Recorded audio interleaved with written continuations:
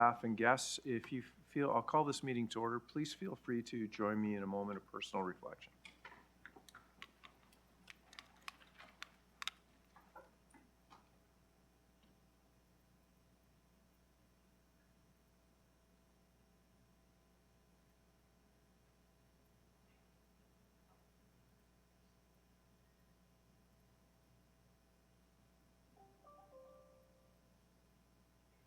Thank you.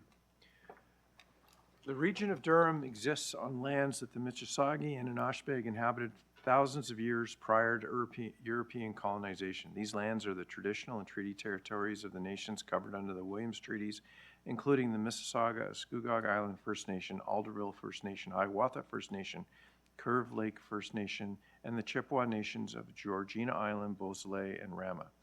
We honor, recognize, and respect the Indigenous peoples as the right holders and stewards of the lands and waters on which we have the privilege to live.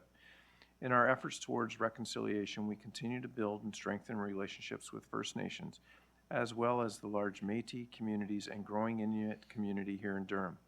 We commit to learning from Indigenous values and knowledge, building opportunities for collaboration, and recognizing that we are all connected. Mr. Clerk, if you could please do a roll call. Thank you, Mr. Chair. Electronic roll call is starting now.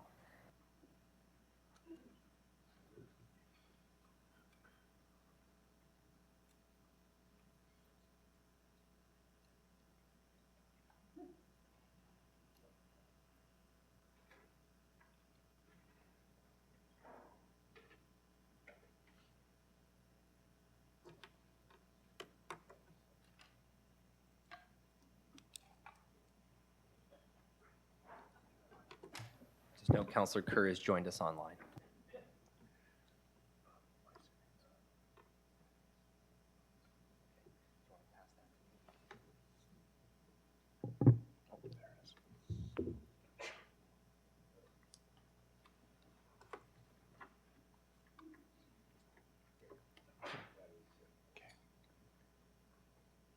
We have quorum. Declarations of pecuniary interest. Online, Mr. Clerk? Seeing none, we will move on. Members of Council, before we start our meeting today, I just want to recognize that today, the AORS is hosting our Provincial Safety Truck Rodeo. This event will feature 45 of the top municipal equipment operators competing in a snow plow obstacle course that emulates the challenges they face every day clearing snow in our communities. The top driver will be awarded the John Galore Memorial Trophy and be crowned the Driver of the Year title. This is a fantastic opportunity to showcase the municipal equipment operators that work day to day and day out maintaining the core infrastructure of our communities. But I'm excited to share with you that two of our employees, Jack Ostinsky and Tyler Jackson, have qualified at the local regional rodeo and will be representing our municipality today at the provincial rodeo. So we'll make sure that they're to bring, let you know the results. And on behalf of council, I'd like to thank them and all our operators for the great work they do.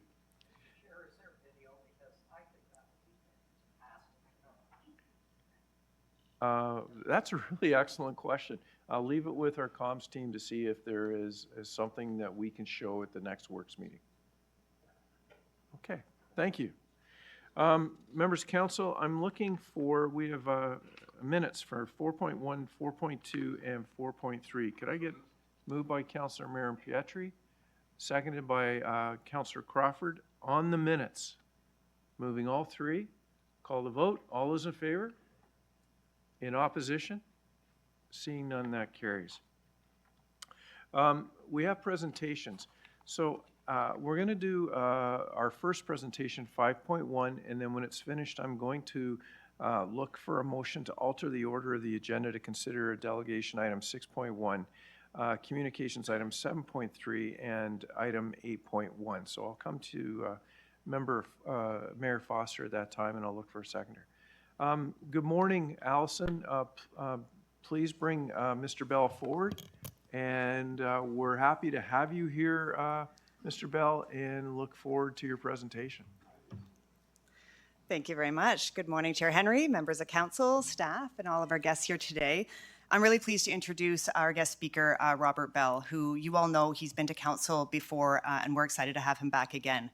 Before I turn it over, I just want to share a little bit of detail around Durham's journey towards becoming an intelligent community.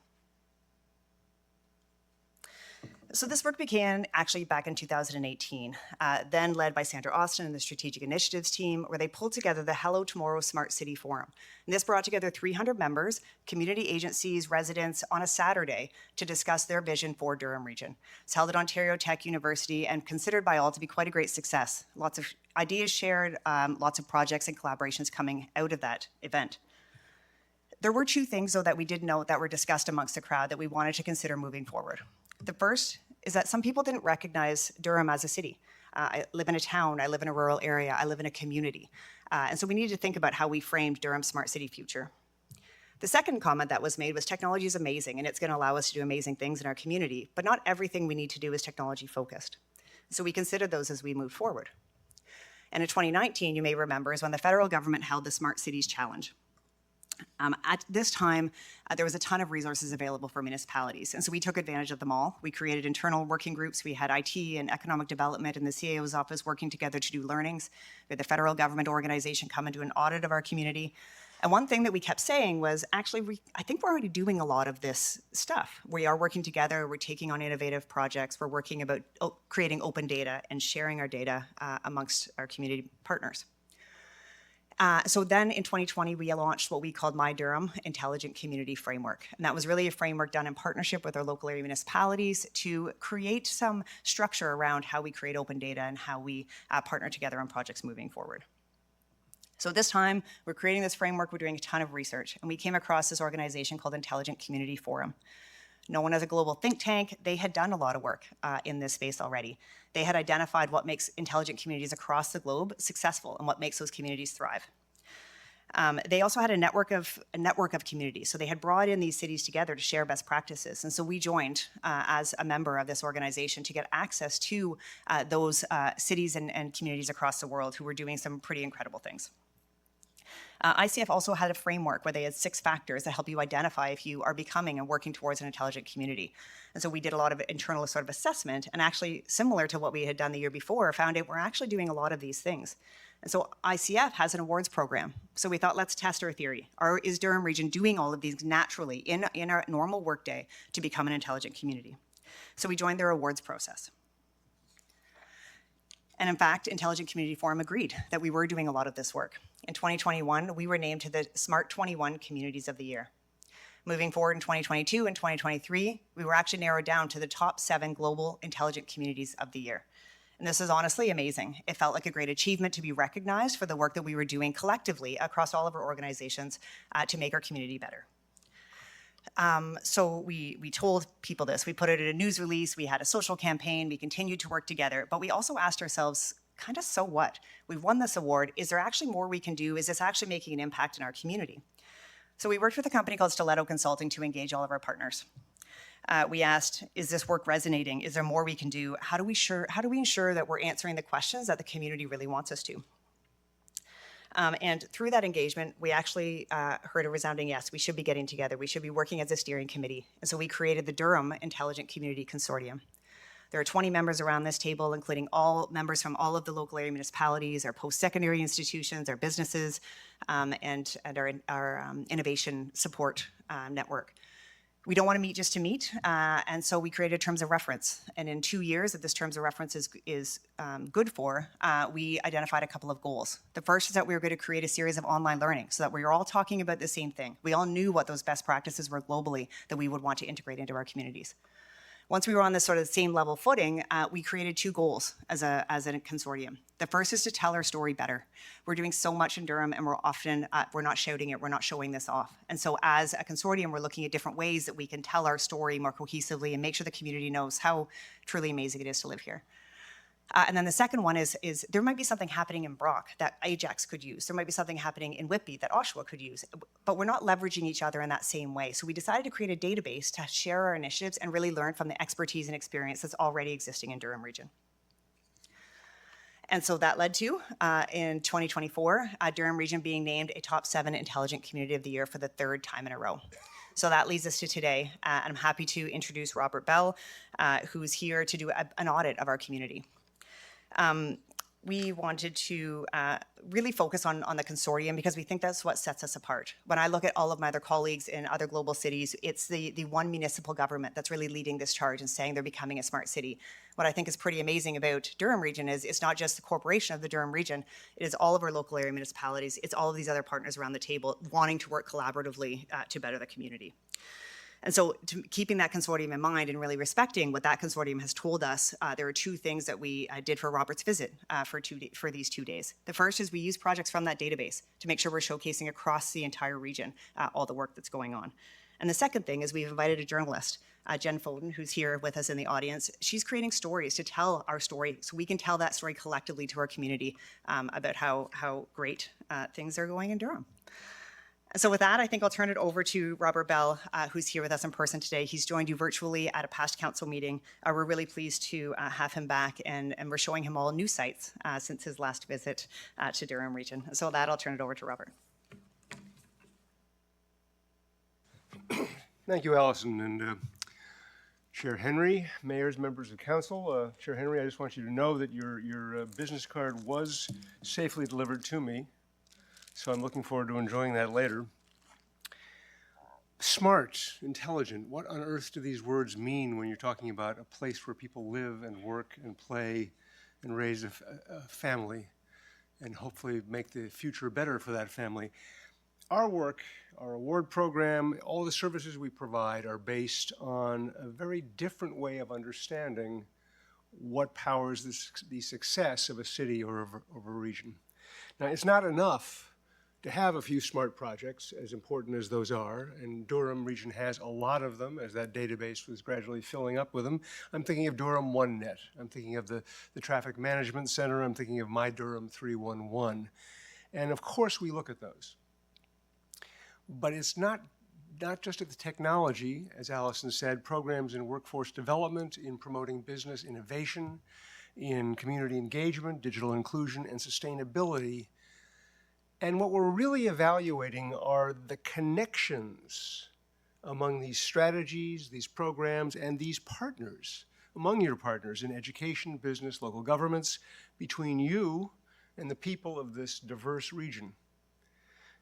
Now, we're looking at the sometimes invisible factors that actually build your economy, that create a strong and vibrant society, and give you a chance to enrich and share your unique culture, or I think I should say cultures, because I'm sure that Whitby is not the same as the next town over.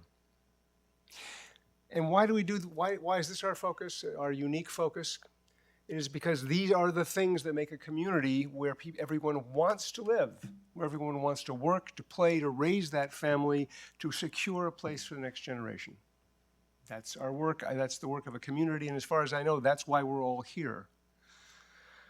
And it has taken us 20 years, talk about smart, talk about intelligent, it has taken us 20 years of studying, working with hundreds of communities around the world to figure out how to measure all of that, because until you can measure it, it's just glorious words.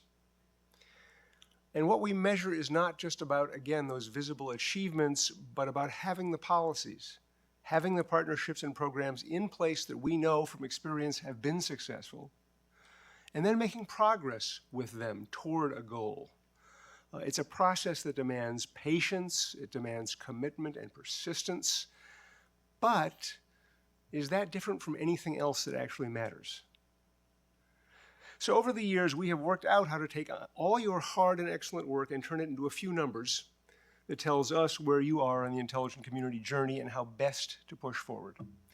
It's been my privilege to advise your staff from time to time, and both your staff and partners have taken our Community Accelerator training program to create that shared understanding of the work they're trying to do together, this complex, difficult, and rewarding work. Now, Durham has scored high in our program from the first time you submitted data to us. As Allison said, this year, once again, you became a top 7 intelligent community. Now, I can't predict how the rest of this year goes, But I know this, that your council, your staff, and the municipalities that make up the region have a very great deal to be proud of. And as far as I'm concerned, that makes you already winners. So thank you very much for your time. So thank you very much. And Councilor Miriam Ketcher, you're on my screen. Is that from the last one? No. Questions? Go ahead, please.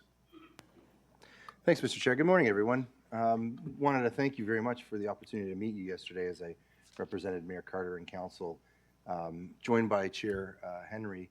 I didn't get the opportunity to be able to sort of get into the details of the work that you do, and I know that our staff do a great deal of work, and a lot of it at times is celebrated and some of it's misunderstood. So I think that it's not uncommon, and I know that you have a particular passport, and I want to ask of some of the issues or some of the, I guess, realities that you encounter south of the border, and then some of them that you may see reflected here, and whether or not there are trends that we need to worry about or work on. Specifically, people asking as to why we're, advancing this sort of initiative when they have concerns with the whole notion. And I don't really get on the internet much aside from to check to see who the Toronto Maple Leafs new coach will be next week, and maybe just post some stuff about our community. But there's a lot of, it's kind of a hornet's nest when it comes to this sort of initiative. So just wanted to cede the floor to you through you, Mr. Chair, just to ask about that notion. Well, that's a question that's larger than all the mileage of the Durham region that I've covered yesterday. Yeah. Canada is home to more intelligent communities than any other nation in the world. And I'm often asked, particularly by people who don't know Canada the way I've had the privilege of knowing it. I said there's a simple reason. This nation started thinking about this in 1995. There was a Smart 95 thing that happened. We put on actually an event in Toronto, Smart 95, but there was a national challenge. 11 cities were named, not surprisingly, in 11 provinces. And so, it started out with just there's this tech and we need to figure out what to do with it from a community standpoint. So that legacy of thinking about it over time, I think, has equipped, even though there are all those misunderstandings, has equipped the nation and the people in it to advance at a rate that you don't see in many other places. You asked about the U.S. Well, which of the 50 U.S.s should I talk about? Generally speaking, there's a lot of cities doing a lot of good things, but we don't have the kind of. I was struck years ago by the fact that in Canada you still talk about the social compact. At least you did. I don't know, maybe you've given that up, but the social compact. I grew up with that. That was civics, but it's not a topic of discussion. So we're kind of, as you've seen from watching our politics, we're kind of all over the map right now. So it's tough to get that. But then again, you get these incredible pockets of excellence. In my experience, they're almost always in small to mid-sized cities. I just was 2 weeks ago was in another one of our top 7, a place called Hilliard, 36,000 people doing things that you would expect of a city 5 times its size. So there's those pockets of light everywhere, and they're even in much tougher places than this. Southern Vietnam has an intelligent community as well, right? And you wouldn't think that would exactly work in a communist dictatorship, but they're making it work. Through you, Mr. Chair, I appreciate that because yesterday's gathering, yesterday morning's gathering, you saw the staff members from municipalities. It was a very well-intended and articulate professional group of people. I just wanted to ask through you, Mr. Chair, working with them, how do you see the region of Durham's position advancing? Because essentially that's what you're looking to help achieve, the elevation of a community. Allison and I were talking about this in the car yesterday. Because I've seen this a lot, first of all, I want to say that the structure and the process, and Allison is all about structure and process, as you know, that is at work here is really exemplary. I mean, most of the time, this is a much more informal thing within cities. I think the reason is because you're a regional municipality. You really got to be orderly in order to make sure that you involve everyone. But whenever you start down this path of creating the kind of consortium that you did, your first job is actually not to make progress. Your first job is to build trust. And that happens over time. It happens over time when I say, I promise to do this thing, and you say, well, I'm going to do this other thing. And 2 months later, we've done it. Now, I know I can depend upon you, and you know you can depend upon me. I mean, I feel like I'm lecturing, I'm teaching my grandma something she doesn't need to hear, but that's fundamental, and yet we forget about it so often. And so that's what I think they've been doing since they formed, and they're making a lot of progress on that. And once you get that done, then you can really move. So I see Durham as having, great projects and programs already validating this direction. I see them as working on the hardest and most important part, which is this consortium, to bring people together and get them working along the same lines. And you're going to see I think you're going to see this very large rate of progress in the near future. Mr. Chair, just the last question with those two, themes in mind. I guess I wouldn't call it an elephant in the room because it's pretty much something that we've encountered, whether it be this particular initiative or others. People are freely communicating with us now, and typically, reciting some of the things that they've heard or read, and it's human nature. What would you say to someone that writes you an email about 15-minute cities? Does your initiative have anything, to do? Because I don't even know really what that means. It's kind of something that just gets thrown at us often whenever we deal with matters. Could you just be more specific? What does that email say? I couldn't recite the email because I don't really, get as many of them as maybe you probably do. So could you help us understand what the difference between your initiative and what their notions are? Well, since I don't quite know what their notions are, that'll be an interesting idea. But I mean, I think generally speaking, because you're working on this rather complicated thing involving technology, the question is always going to be why I need a job, or I got potholes in my road, or whatever it is. This work matters because you are creating the environment in which this community will thrive. So if you want jobs and you want your kids to be able to stay here and work, how is that going to happen exactly? Well, it's only going to happen if we create an economy that's going to be really prosperous in the next 10, 15, 20 years of AI, of digitization of everything. I couldn't get a cup of coffee at my hotel because the operating system went down. Good and bad sides of this thing. The real question is, it's kind of like paving a road or planting a tree, as you just did. Mm-hmm. If you don't plant the tree, you're not going to get the shade. And so if you don't do this work of building the economy that's going to actually work for your kids, it's not going to. And that's, I guess, is how I would always go to it's always about the future. Thank you for the opportunity, Mr. Chair. Well, thank you for your questions. So that exhausts questions. I want to thank you for the time that you've spent in Durham Region, and to Allison and her team for the great work you've done over the last couple days. And I know that you have to go, so thank you. Thank you very much. Members of Council will move on, and Mayor Foster, I'm going to look for a motion from you to alter the order of the agenda to consider the delegation item 6.1, communication item 7.3, and item 8.1 at this time. Okay. Chair, I was going to give you exactly that motion, worded precisely that way. Okay, thank you, and seconded by Councillor Shahid. On altering the agenda, I'll call the vote. All those in favor? In opposition? Seeing none, that carries. So now I will ask Tracy Craig, Chief Executive Officer, Durham Region Not-for-Profit Housing Corporation, who's here in person to update. It's an update on the regional assistance for the development and construction of affordable housing. Good morning, Tracy. Good morning. Good morning to everyone. Thank you very much for letting me delegate today. And the one thing I'll say is I'm not the best speller, so if you can forgive me for a typo or two in the presentation, I would appreciate that.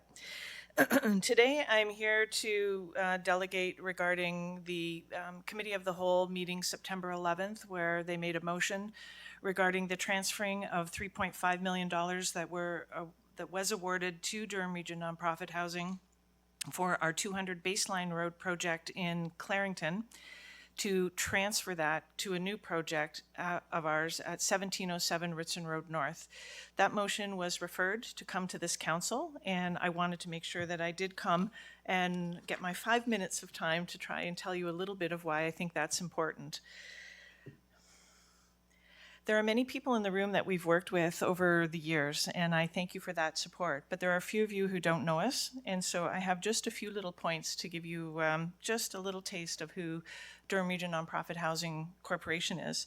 We have over 18 townhouse and apartment complexes throughout the region of Durham, approximately 1,200 rental units. We have more than 3,000 tenants and occupants that we serve. We serve seniors, families, persons with disabilities, singles. Half of our portfolio rentals are rent geared to income. The other half are low affordable market rent. For those who don't know us, this is a sample of some of our properties throughout the regions, both apartments and townhouse complexes. And just as important as the physical side and the properties we have are the tenants and the partnerships that we develop to serve our tenants. We have many partners throughout the region who help us at most of our properties. So we very much care about our tenants as well as we do about the physical space. You might not know that we've completed several building projects. This one was in Beaverton. It was Gillespie Gardens. We finished in December 2019. It was 18 2- and 3-bedroom rental units, a low-rise apartment building, and this was for seniors and persons with disabilities. We also completed a project in Cannington called Allen's Place. It was completed in June 2020. It was 51 bedroom rental units, a low-rise apartment building again, and rental for seniors and persons with disabilities. We also completed a project in Oshawa called Normandy Heights. This was completed in December 2023. It was 24 3-bedroom rental units. They're stacked back-to-back townhouses, and these were rentals for families. And we are currently in progress right now on another project in Oshawa. It's a site we have already had or do own, Conant Place. It's an intensification. It's planned to be completed in June 2025, and it's 53 one-bedroom rental units. It's a low-rise apartment building for seniors and persons with disabilities. But today I'm here to talk about why it's important to, and why I'm asking for you to approve the transfer of the reserve funds from one project to another.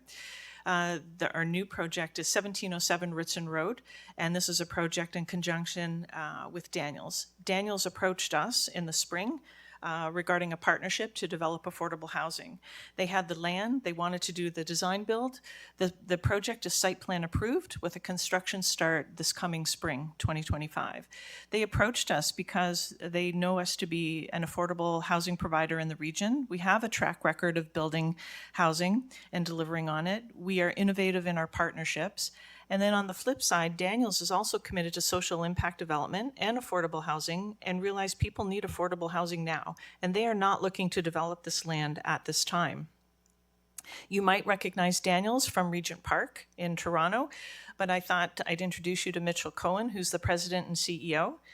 And Mitchell very much believes in partnerships and affordable housing, and that affordable housing is the fundamental infrastructure of a resilient city. The link for Daniels is up there if at any time you care to connect in there. But that leads us to this particular project. So here's the project that's pretty much ready to go. They have a planned completion of November 2026, and it's 66 1-, 2-, and 3-bedroom rental units. These are stacked back-to-back townhouses. This is at the confluence of Ritson Road and Coldstream in Oshawa. It's an excellent, excellent site. It's near transit routes, it's near shopping, and this would be a project for families as well. Again, this is a project that is site plan approved. It's ready to start construction in the spring of 2025.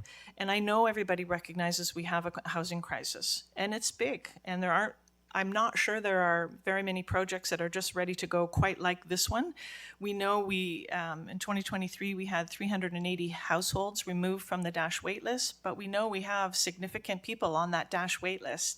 We know in my organization, we have over 2,000 people on our affordable market rent wait list, and our vacancies are less than 1%, sometimes 0% at some of our properties. So Tracy, so sorry, the limit for delegation is 5 minutes. So Yep. I'm looking, Councillor Chapman, Councillor Anderson on the motion to about done. extend for 2 minutes. Great, I'll thank call you. the vote. All those in favor? Okay, thank you. Great, thank you. I think that I'm trying to tell you that this is a project that is ready to go and one that will contribute to affordable housing for the region. So we are asking the region make the approval to transfer the $3.5 million from the housing reserve that was awarded to my company for the Baseline Road project, which was canceled due to lack of being able to stack funding, to our new Ritson Road project, which I'm trying to tell you about today.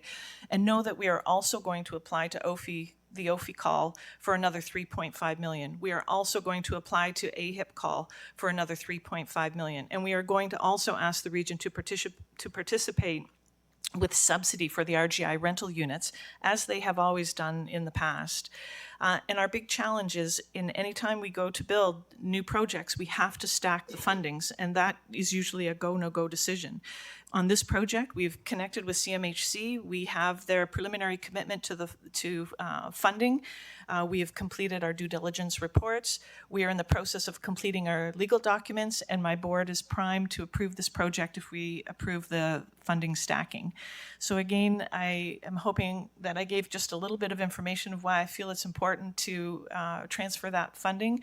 And I would also like to recognize Stella and Aaron from the Housing, Social Services and Housing, and how they work with us. All of our projects that have come to fruition up to this point have been because the region and this team has been able to work with us. So I will leave it there. I realize I'm at my time period, but I would like to say thank you very much for the opportunity. Okay, thank you. Questions? Councillor Anderson. Good morning, and thank you for the presentation. Morning. During the presentation, you keep referring to affordable housing. What does that look like? What's affordable, and Yep. what segment of the population are you catering to? Right, so this particular project will cater to families and those that need to have affordable rent. And so what is affordable? So many different definitions, but affordability can be people who only have to pay 30% of their income towards housing. And this project, we have, I think it's 26 or 28 rental units out of the 66 that would be for people who are rent geared to income. So are you saying that it's based on income, 30% or less?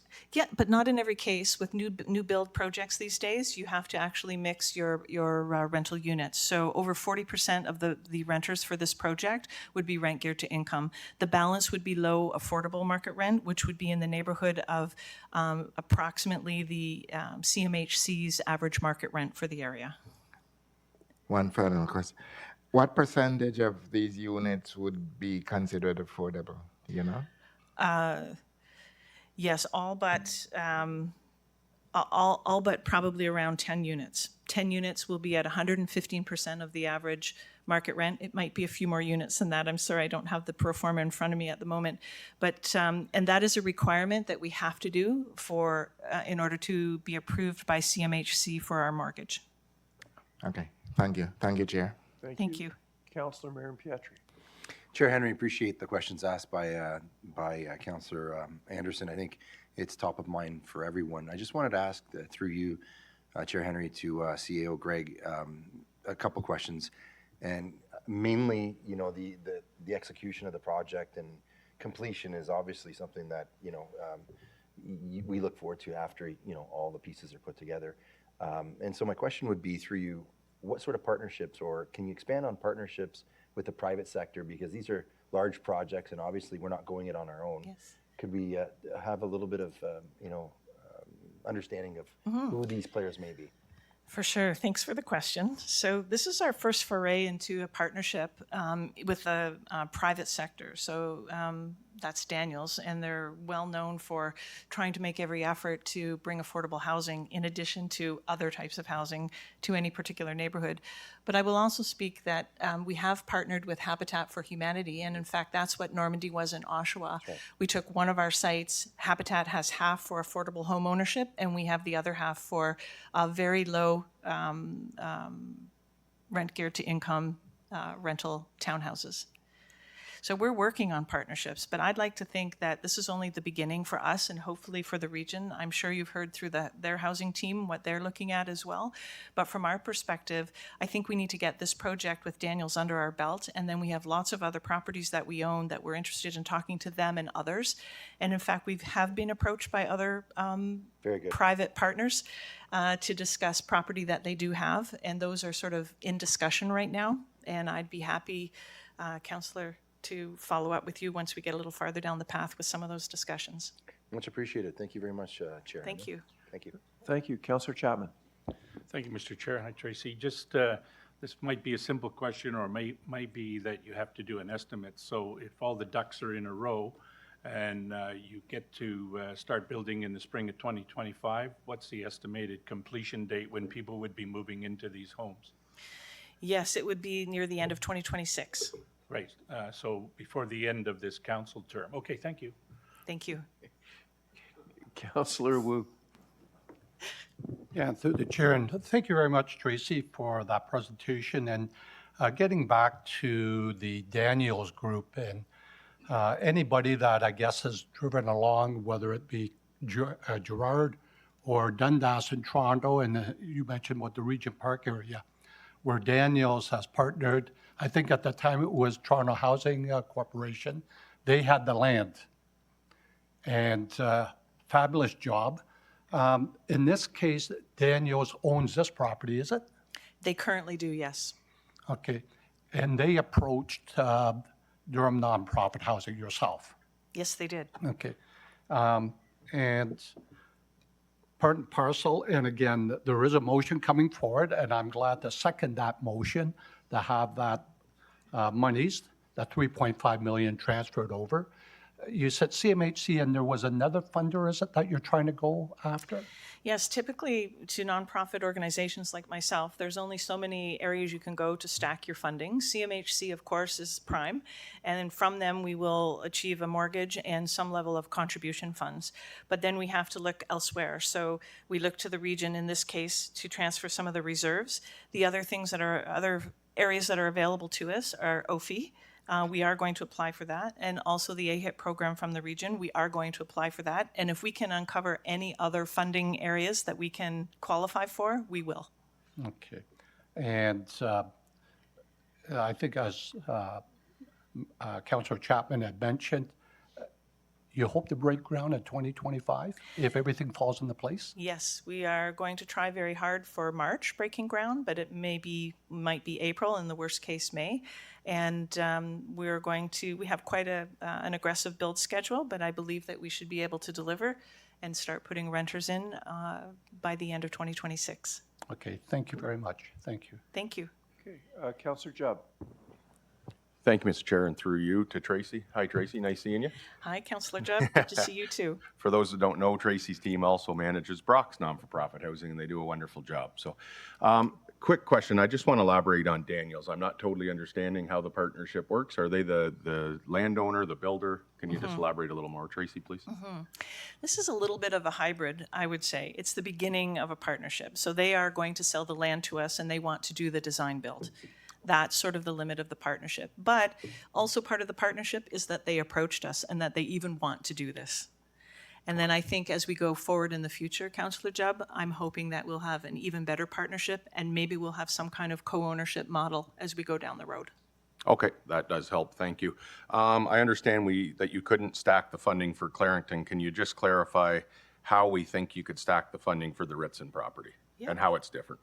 Yep. Every day is a new day in terms of your funding stack, right? And so I'm here today to hopefully get this reserve transferred, and we'll put a check in the box for this. We are applying for OFI. It closes October the 6th, and a decision will be this fall. I'm hoping we'll get a check in the box. Same for AHIP.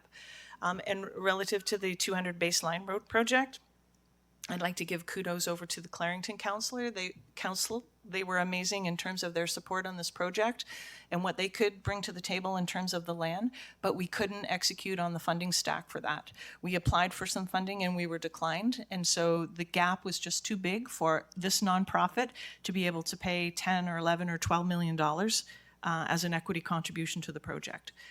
And this is how we have to do it these days. We are applying for every funding available to us, and there are timings related to it, as there are with this particular project. So we are hoping that we make progress come this fall, and that this project will be a reality and shovels will be in the ground in the spring. Okay, that helps. Thanks, Tracy. Now, if we, hopefully not, knock on wood, it doesn't happen, but if this can't be stacked again, then this money would obviously be transferred back and we'd be having maybe the same conversation for another property. That could happen. Okay. I'm supportive of this, and thanks for coming, Tracy. Thank you very much. Thank you. Mayor Carter. First of all, good morning, Mr. Chair, and good morning, Tracy. Great to be able to Good be morning, with you once Councillor. again. There just seems to be a lot of questions in regards to the Daniels Group, and I'm just wondering if you'd take an opportunity to be able to kind of share with council in regards to your knowledge in regards to the Daniels Group and their work, not only with TCHC, but some of the other work. And carrying on, yes. Well, Daniels is an amazing corporation, and I would encourage anyone to just do a little look up when you get a moment. But Daniels is well known for their contribution to Regent Park. Regent Park was in conjunction with Toronto Community Housing, and it's quite a large acreage in Toronto that they redeveloped. There were people living in buildings on that site, and they very much cared about the tenants and found a way to move them until they could build appropriately on that site. Daniels handled the first 2 phases of that site. I don't think they were awarded the final phase, but that's fine. I think they were ready to move on to the next. But they have a very social heart. They, of course, they're for-profit corporation, but at the end of the day, they believe in social impact investing and partnering with companies like mine and others, Toronto Community Housing, so that they can continue to make resilient, vibrant communities. And I think that's really what we want, along with providing some housing at the same time. So if we can do it and Daniels can help us get there, there's no reason why we should say no. Just in your opinion, do you believe that the Daniels Corporation is a good partner for Durham Regional Nonprofit Housing based upon their previous record and outcomes? Yes, I do.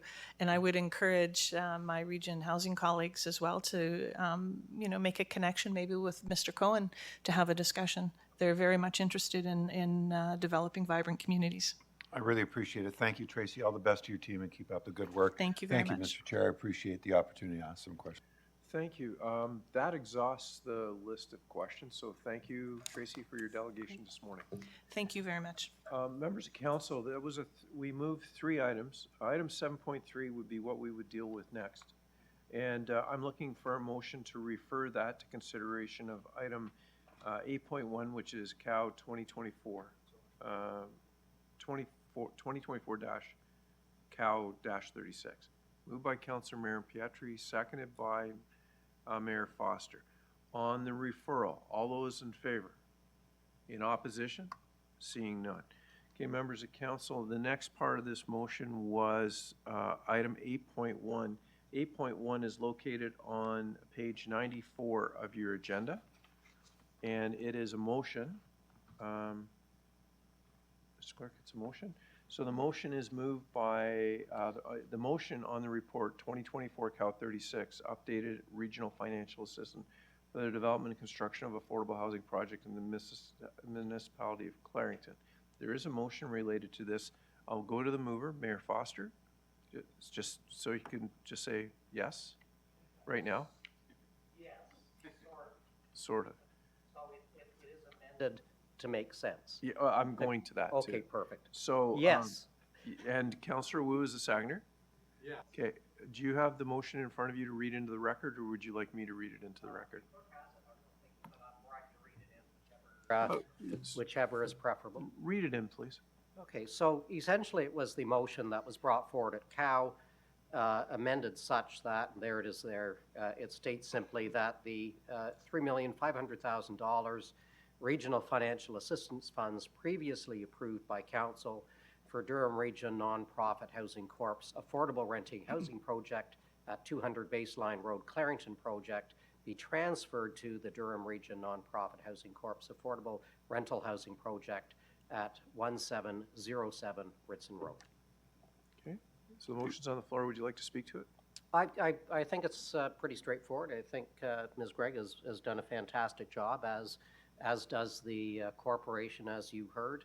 October 6th is the deadline for the one piece of funding. This is almost a chicken and an egg piece, so there is work yet to be done on the financing, but this is a very important part of the corporation being able to move forward in applying for, and I expect to be successful in the funding. For those of you who follow the nonprofit, they are one of the few, including Durham Region, one of the few that have been recognized as fast builders by CMHC, recognizes their efforts, gives them first crack at money and preferential rates. I think the team, with the help of Durham Region, does an amazing job. And I have to thank Stella and Nancy for their work on this and their help with this. Thank you. Okay, thank you. Councillor Wu, as a seconder, would you like to speak to this?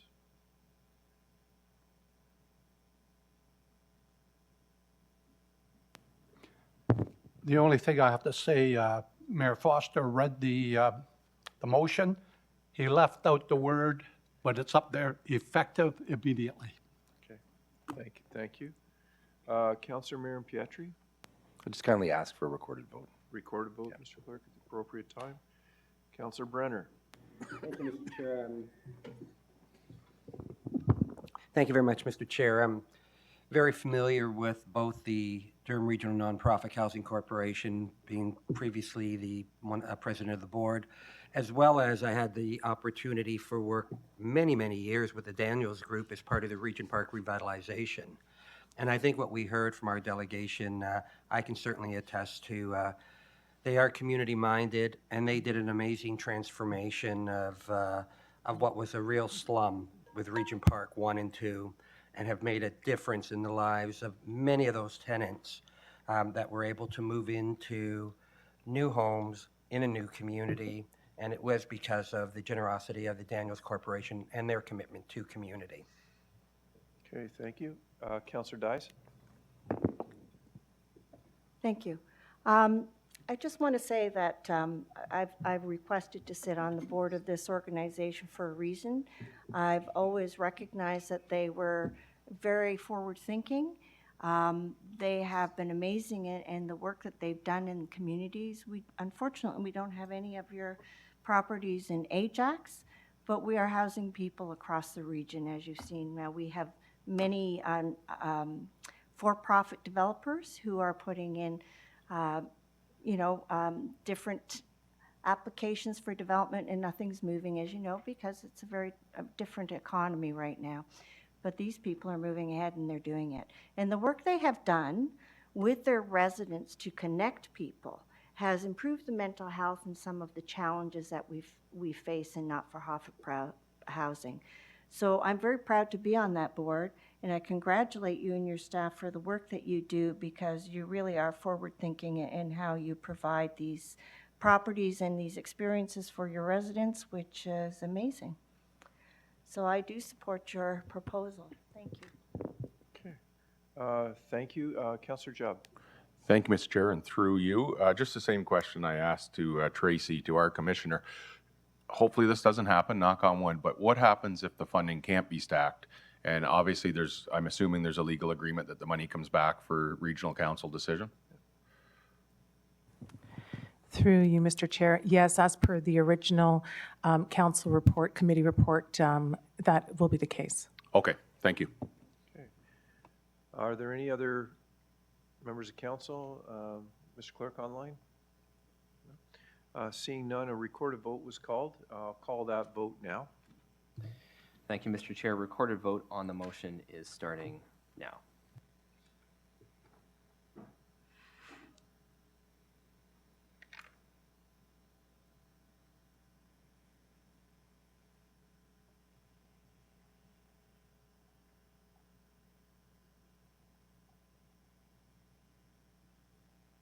That carries unanimously. Thank you for your presentation this morning. I think that we'll go back to the agenda now. I think, Mr. Clerk, how much time do we need to get set up? I think some of us, yeah. So members of council, what I'm going to do is I'm going to look for a motion to go into closed session. And then I would like to, and the reason for that is information explicitly supplied in confidence to the region, a regional corporation by Canada, province or territory or crown agency of any item. Then in order to get set up, I'm going to look for a 15-minute recess. Do it all at once? 15. Okay. So what I'm looking for is a motion to go into closed session. We don't have to, we can do it all as one. With a break for a 15-minute recess. Moved by Councillor Chapman, seconded by Councillor Shahid. On going into closed session with a 15-minute recess, we'll call that vote now. All those in favor? In opposition? Seeing none, we will break for 15 minutes and come back to closed session.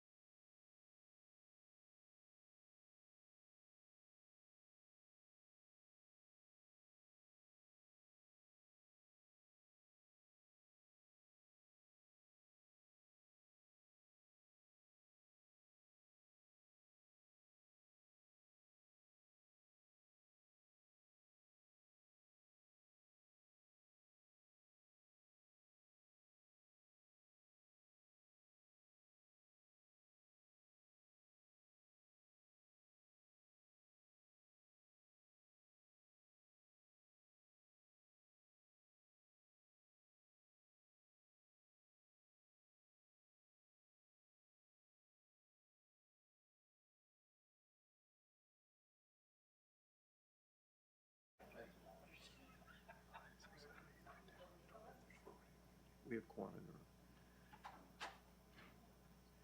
Okay. Members of council, we are back in open session. We have quorum in the room. In the continuing interest of transparency and open government, I am reporting in public session that there was no motions or direction given to the confidential presentation related to Go Station implementation. Members of council will move on. We have dealt with the item number 6, which is delegations. We'll move on to communications tab. We'll deal with each item individually. Item 7.1, CC20, correspondence from Atria Development Corp. Dated September 13th. Recommendation is to refer to consideration item number 2, report number 5 of the committee whole. Moved by Mayor Carter, seconded by Councillor Chapman. On the recommendation, all those in favor? In opposition? Seeing none, that carries. And 7.2, CC21 or 20, yeah, CC21 memorandum dated September 18th, 2024 from Nancy Taylor, Commissioner of Finance, for the repeal of bylaw 17-2020, which relates to the COVID-19 pandemic delegation authority. Recommendation is to receive for information. Councillor Gerard, and seconded by Mayor Watton. Receiving for information, we'll call the vote. All those in favor? In opposition? Seeing none, that carries. Item number 7.3 we have dealt with. Mr. Clerk, this brings us to item number 8, which is been already dealt with, which takes us to committee reports. Committee reports start on page 69. If I could have the sheets, please. Thank you.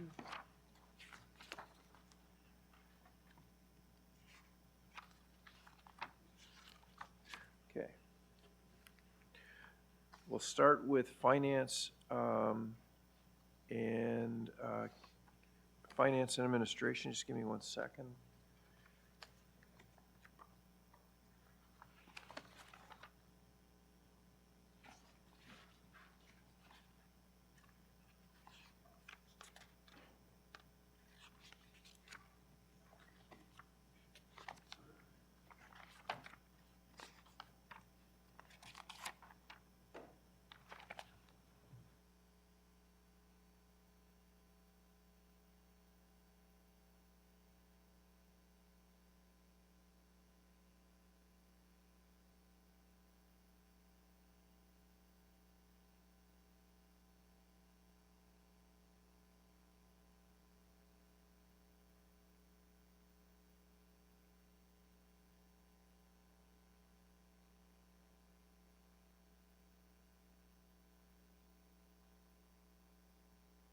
Sorry, members of council, the numbering is a little bit different in my agenda. So we'll start with moved by Councillor Ash, seconded by Councillor Leahy, that items contained, the recommendations contained in items 1 and 2, inclusive report number 6 of the Finance Administration Committee be adopted. Pulls. So I'll go to Councillor Nicholson first. Councillor Nicholson, the item? Yes, I'd like to pull item 1. Item 1. Okay. We'll come back to you in a second, Councillor Nicholson. Any other polls? We'll call the vote on the remainder. All those in favor? In opposition? Seeing none, that carries. Councillor Nicholson on item 1. Thank you, Mr. Chair. It's not a surprise, members of council, that I will be opposing this recommendation. I have great concerns the message that we're sending. To pass an increase of this type when our own reports show that the vast majority of our council is not using the current amount sends the wrong message. A 60% increase, despite the fact that it has not been increased in many years, also sends a negative message as we head into this year's budget deliberations, which we'll be dealing with later today at this meeting. The public out there is struggling, and I think members of council know that.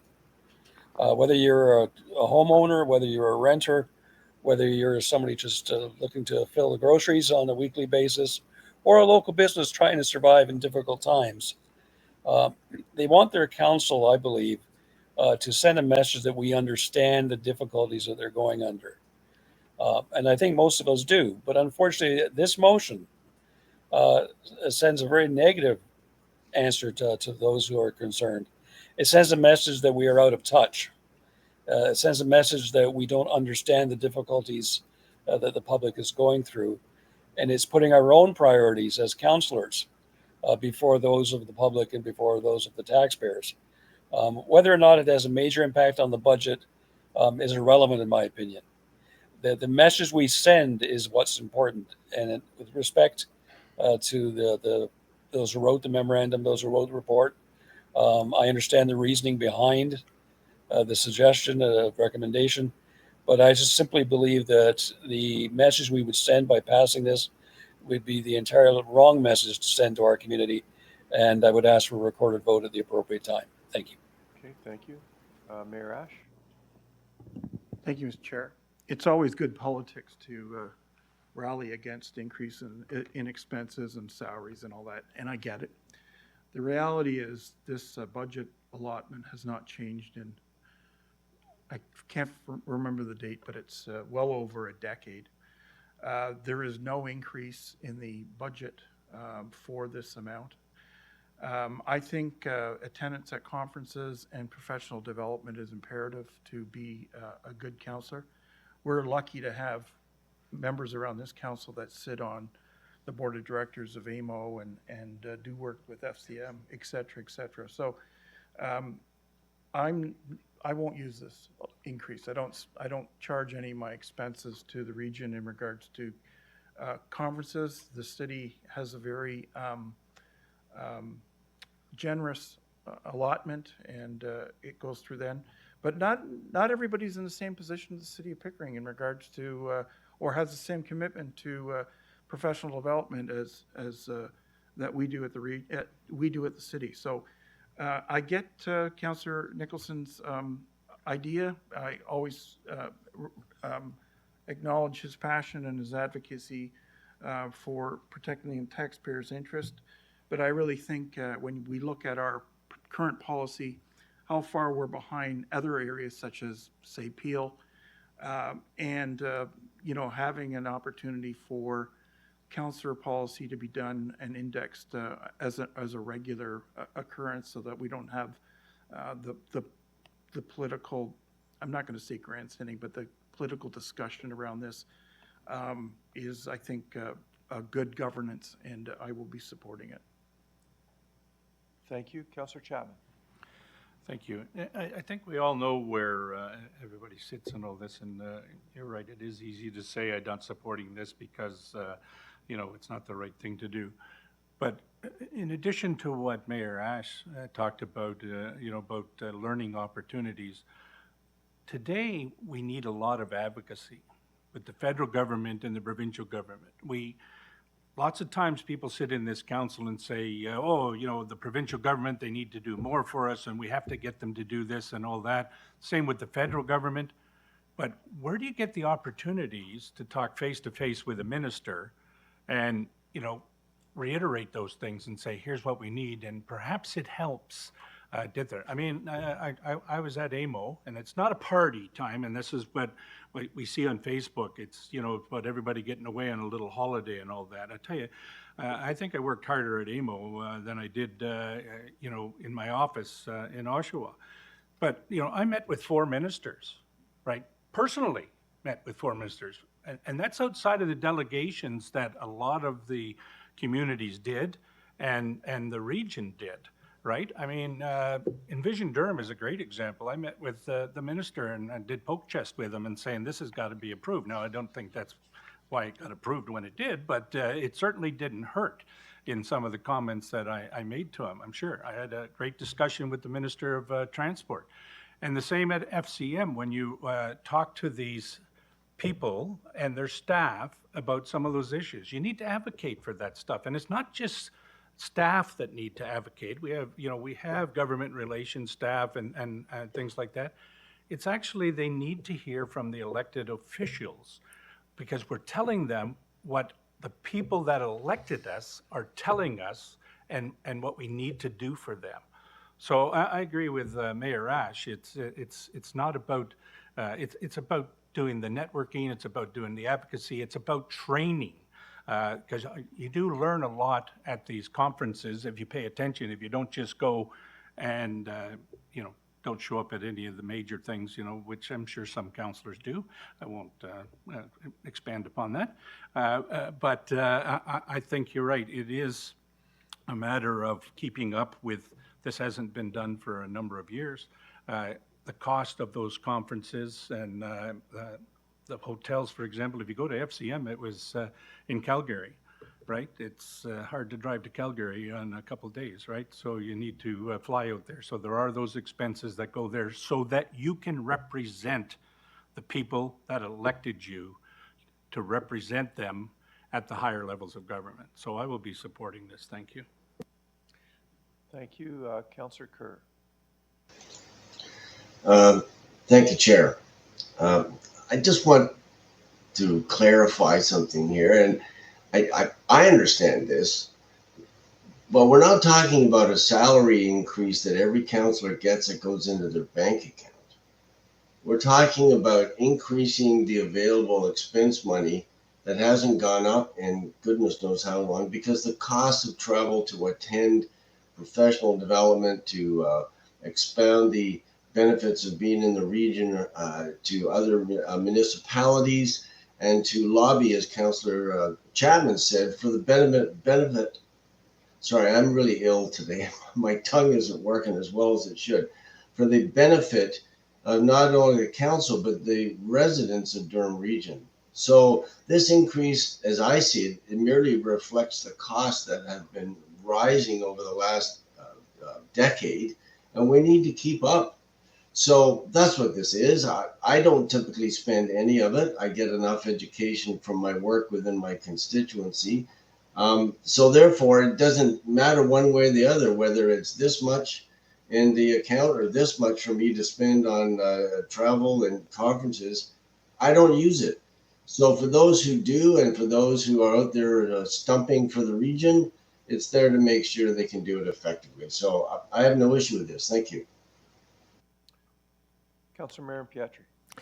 Thanks, Chair Henry. Look, many of us didn't spend much of anything in the last term for obvious reasons. There was COVID.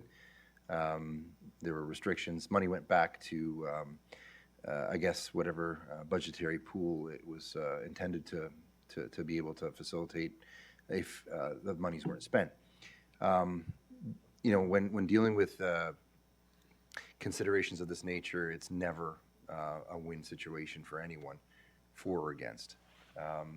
So I'm not going to speak for or against the matter. I'm just going to ask whether or not the same consideration is afforded to staff when dealing with budgetary concerns of travel and so on, and how that's dealt with. Because I do have a sensitivity to the anomaly that, and maybe it's because we're, in a different position, but I think in today's day and age, it would be intelligent for us to take a look at this, whether it stays the same or it increases, allowing council members to utilize it in the same means as a staff person, because this is dedicated simply to travel.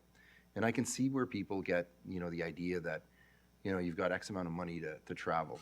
They may not take into consideration the work that you and I both know we do, because we've been on a number of, and one in particular you'll remember way back. And, the meetings were back to back to back to back with the Prime Minister and leaders of the oppositions and ministers and so on. But when you look at it from the standpoint of the function, it just looks like it's just for travel. And, touching on what Mayor Ash said very eloquently, there are municipalities that offer, travel expenses, some more than others. So that's not the argument, it's the function. This seems to be just a unilateral function as opposed to being a multifunctional node. And I think that you may get buy-in and an understanding from the public, because I can guarantee you that there's not going to be a single person that says, good idea that any politician gets any money. It's just human nature. But there are people that may understand why those monies or why that, policy is being, afforded to whatever representative. That does not happen in this case. It's just for travel. And so I think if we're looking at, this policy and, trying to figure out how to rationalize it, we're not going to do it with an increase. We're going to do it with a change in function. And so I have a question that I'd like to ask through you as to whether or not, this policy speaks to the same function that we've had forever, or we could actually utilize it, say, for example, for a community meeting, an advisory to communities that may be challenged with traffic in their neighborhood, or specific to a regional road.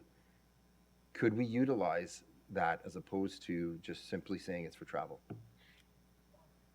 I'll go to Barb. Thank you. Through you, Mr. Chair, thank you for the question.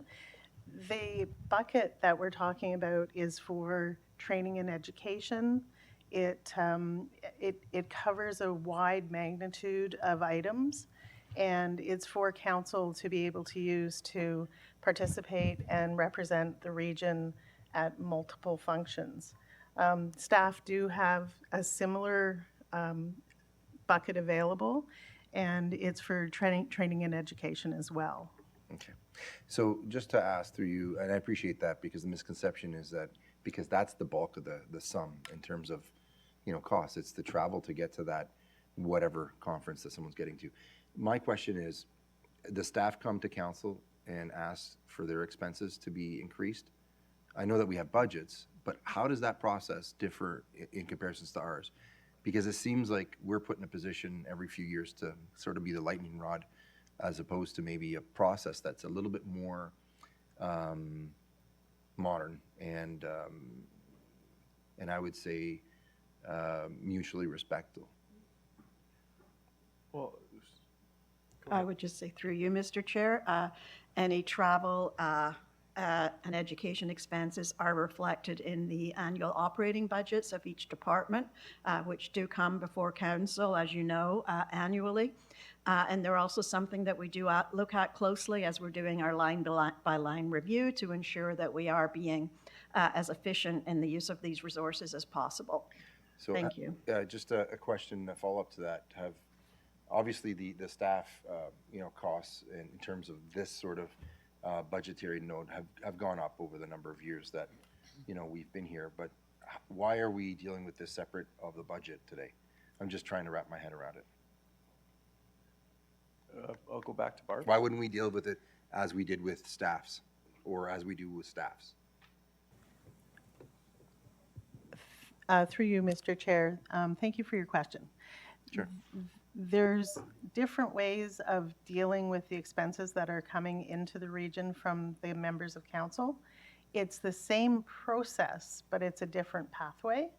And there's some things that are looked at a little bit differently. The policy was combined up until now, and this way we can separate it and make it more clear on the process.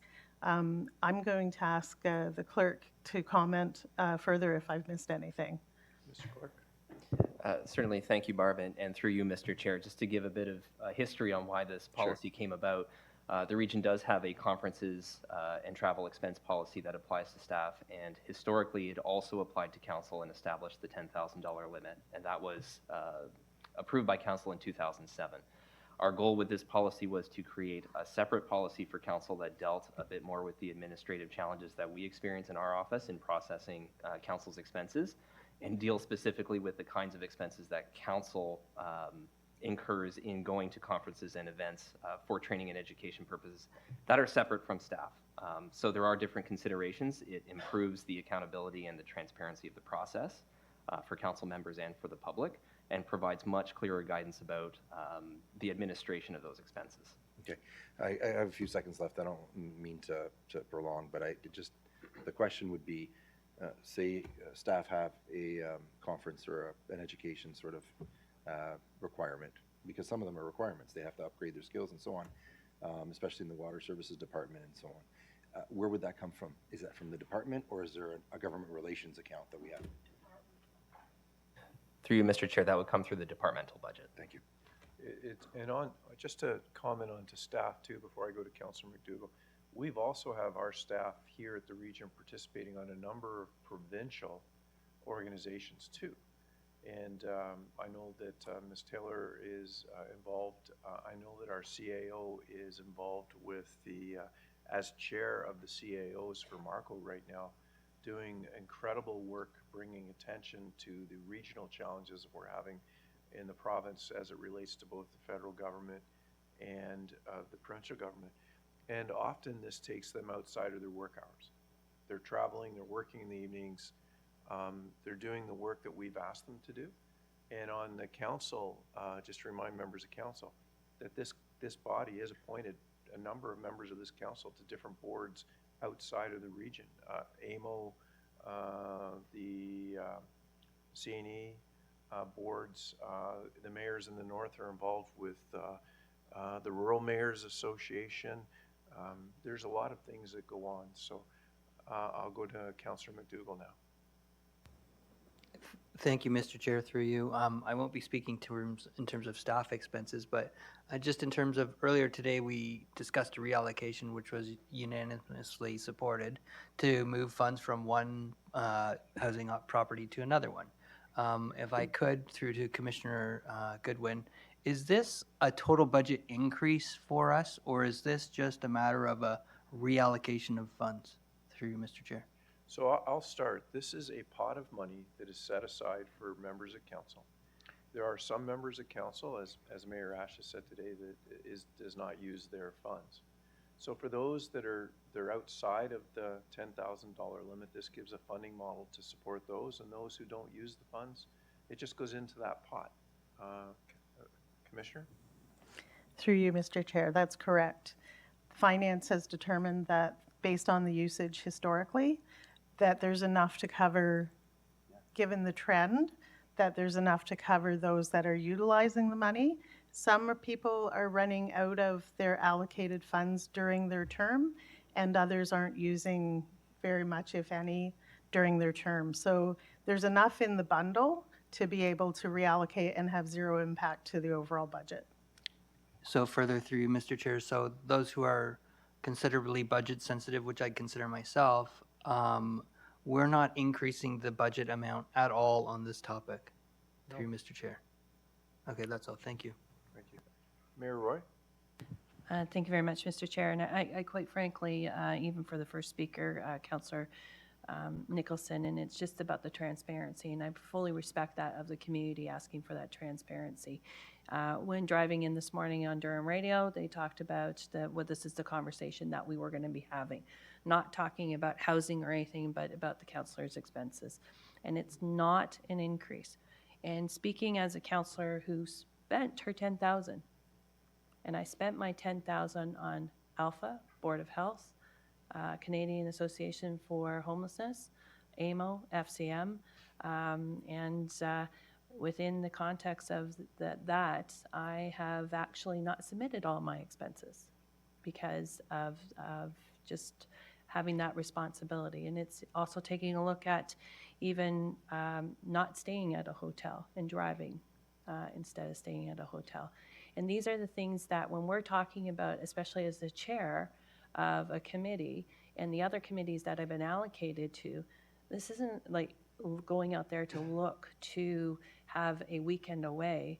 We're working and we're working hard, and we are trying to connect and bring together, and yes, attending along with staff from social services, attending along with our Board of Health. I've had 3 meetings this past week with Board of Health as well across this province.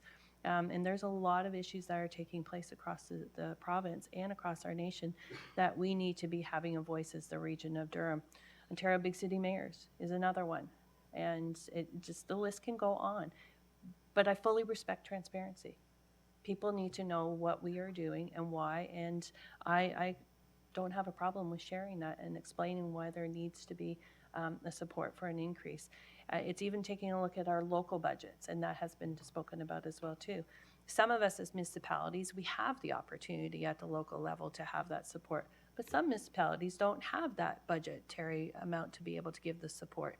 So as regional councillors around the table, it's great to have my colleagues from the north along with us to participate as we are speaking to the province about our needs, because this is the needs of Durham. It's not the needs of each one of our municipalities. This is one where we have to be there, to be that voice. And sometimes we're not that voice that's heard very loud, as you have shared, but now we need to be a louder voice, and this is about supporting for our residents of Durham. Mayor Foster. Well, thank you, Mr. Chair, and I'm going to take a slightly different tact. Most of us in this room have, or in the past, have had professional designations. The expectation of the groups that we had professional designations with was that we did continuing education, and that costs. And the expectation of the public is that the professionals have ongoing education to make sure that they are up to speed on new developments, new ways of doing things. We expect of regional staff to do continuing education, to make sure that they are up to speed, to make sure that they are innovative, that they can take advantage of things that they can learn from colleagues.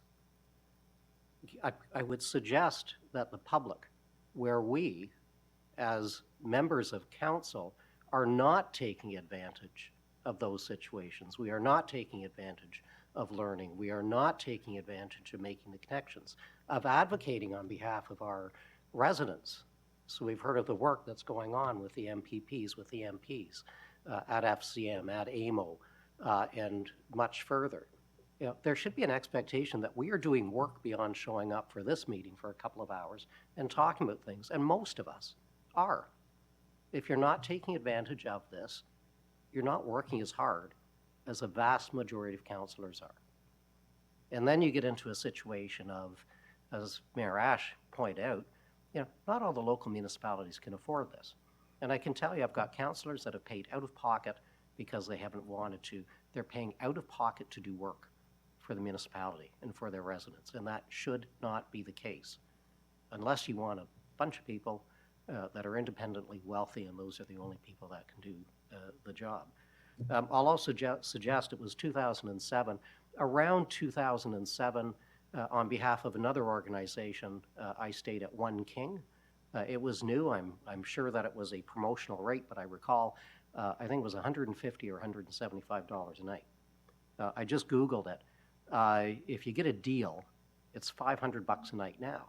I mean, in the last 7 years, the cost of travel, the cost of registering for these programs has increased hugely.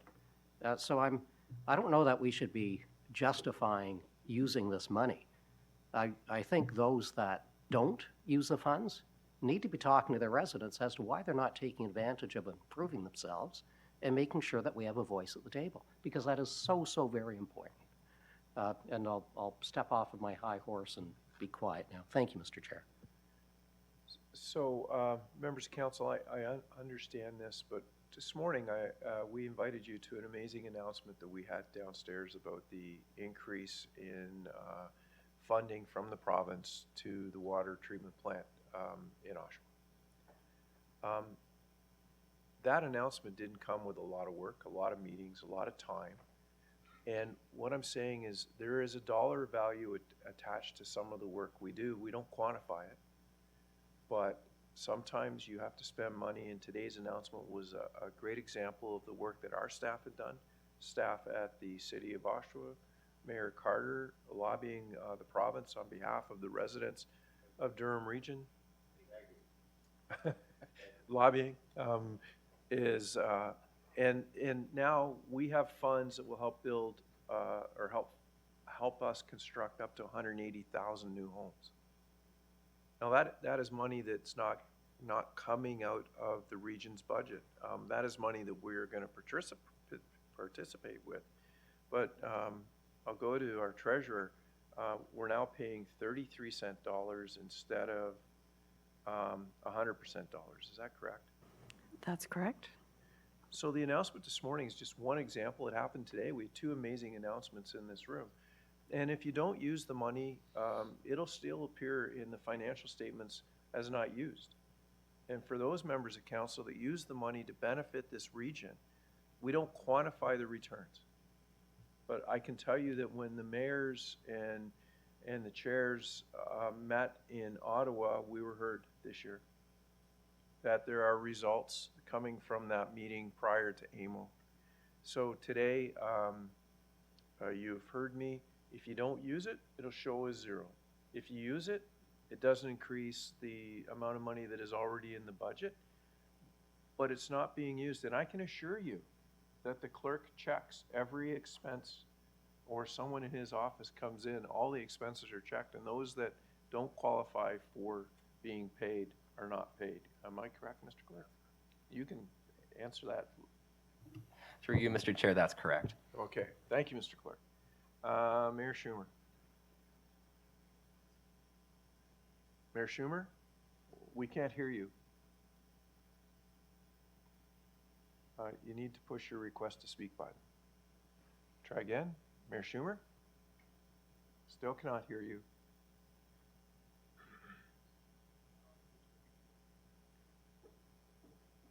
No, still not.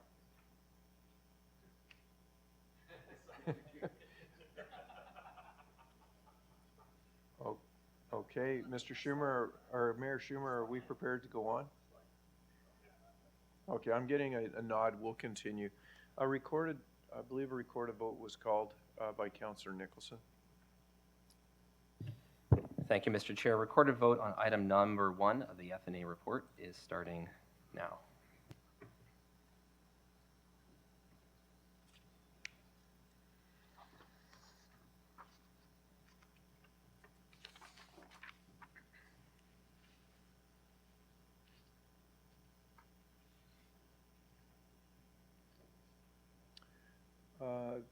That carries. Members of council, we'll move on to finance or health and social services. We'll move on to that the recommendations contained in item 1 and 2 inclusive of report number 6 be adopted, moved by Mayor Roy and seconded by Councillor Dies. Polls. Councillor Yamada, which item? Number 1, please. Number 1. Are there any other polls? Seeing none, we'll call the vote on number 2. All those in favor? In opposition? Seeing none, that carries. To item 1, Councillor Yamada, your microphone's still on. Yep, thank you, Mr. Chair. A couple questions. Number 1, in section 6.2, it says changing the architect firm would cause substantial duplication of costs. What defines substantial? I'll go to Gary. Sorry, we'll go to Mr. Muley. Yes, thank you, Mr. Chair. The current architect has undertaken a fair amount of conceptual design work for the building already. To go back out to the market to another architect would essentially have to re-examine that conceptual work all over again and then duplicate that effort before coming forward with detailed design. So when we talk about duplication of costs, how much money would you suggest would be that duplication? Through the chair, I don't have that number with me. I could provide that, but I think it's safe to say that there would be real duplication as a result of that effort, as well as delay associated with those design services. Okay, but all I see in section 2 is basically saying substantial duplication of costs. I don't know how much in terms of value we're looking at substantial duplication.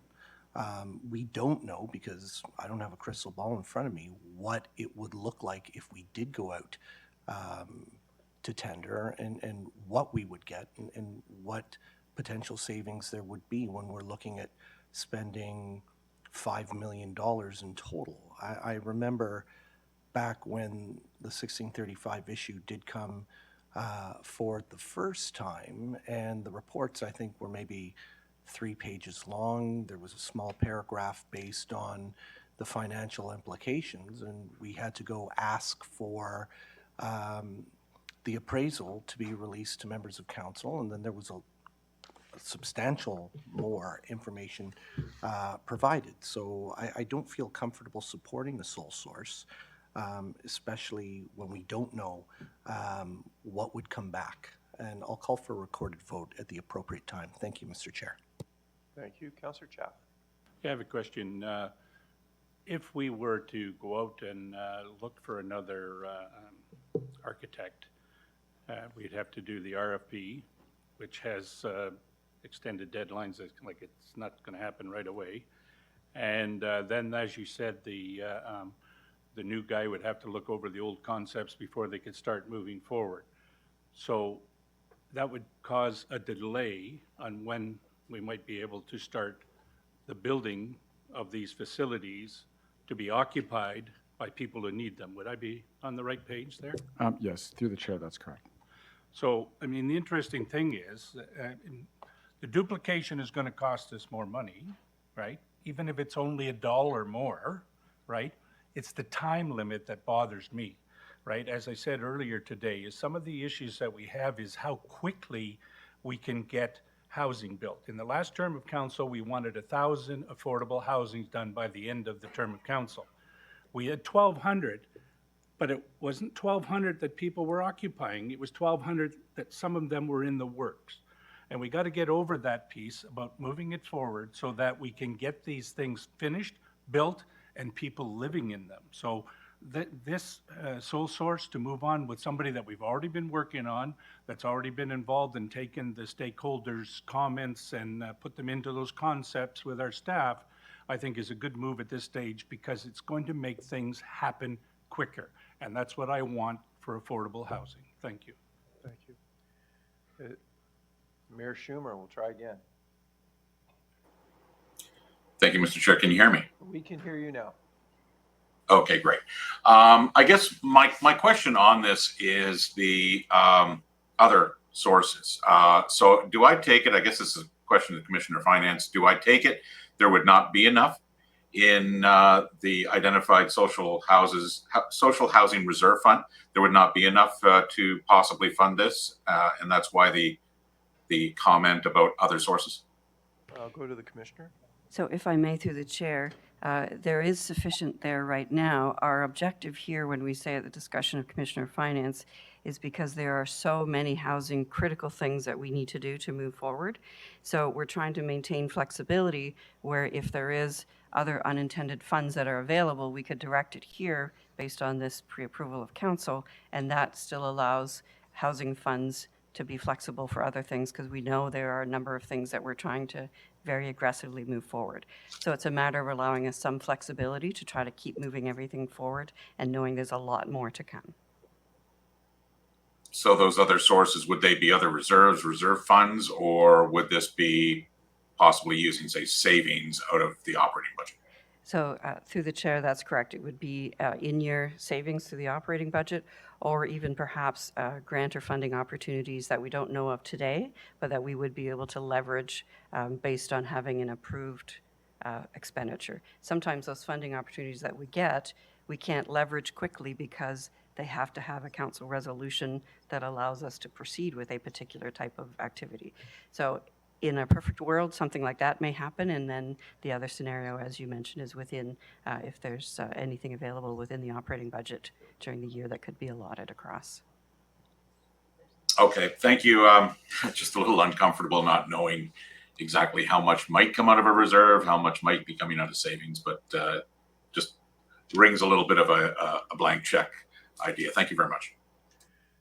So, members of council, there's no one else in the speakers list, so I just want to comment on this. We have been very successful at bringing MPPs into this facility. We have lobbied everyone that has made themselves available. We've entertained ministers at this facility, both federal and provincial. This is about getting this facility ready in the event that there is any job project money for immediate projects. And I'd like to have our CAO speak to it, please. Thank you. Through you, Mr. Chair. Yes, that's true. We're working closely with CMHC on a number of our housing projects and also in discussions federally and provincially on money specifically for 1635. In most cases, in order for it to be considered shovel-ready, you need a Class B cost estimate which this will provide us with. So the sooner we get this, the better. We know, for example, for our other projects, Christine Crescent is also referenced in the report, we need to get our proposal into CMHC prior to the end of 2025 with the Class B cost estimate. My intent is to get it in significantly earlier than that so that we're at the front end of the queue, but there is time pressures for getting this work done. Thank you. Okay, any other questions? Oh, so Mayor Roy? I apologize for a process. I know you've already spoken to this, Mr. Chair. But I'm now going to just go back to AMO, where our opportunity was to present to the Ministries of Social Services, and Linda Smith has responded back to us. And the invite is actually going between Mayor Carter and myself to have a visit to 1635, again, about funding supports and looking at funding supports for what we need to move forward. Same thing with our local MP, Ryan Turnbull, and also with MP Mark Holland. It's the tour we did with them. It is that continuation. We need to know that we can move things forward to get the supports and the funding that is available. And there seems to be like continuous supports that are coming through the different levels of government that we need to be accessing and to have a project that's ready to go. Okay, thank you. I know we don't speak twice to issues, but Councillor Yamada? Just a point of clarification. So when we talk about sole source procurement, is sole source procurement based on time? Or I thought sole source procurement referred to those purchases where there's only one supplier that provides a product. Usually these are unique products that you can't find anywhere, but only through one supplier or manufacturer. I'll go to the Commissioner. Commissioner Taylor? Through the chair, there is a checklist we have of what qualifies as sole source, and there are a number of different categories. So one is no other supplier, but others do relate to the complexity of a role and maximizing that usage. There are some that relate to, I can send you the checklist actually. We have a form that the departments actually have to fill out when they're talking about sole source and provide the justification for that. And then we report on those to council as part of our accountability measures. Okay. A recorded vote was called on this item. Mr. Clerk, I will call the vote now. Thank you, Mr. Chair. Recorded vote on item number 1 of Health and Social Services report is starting now.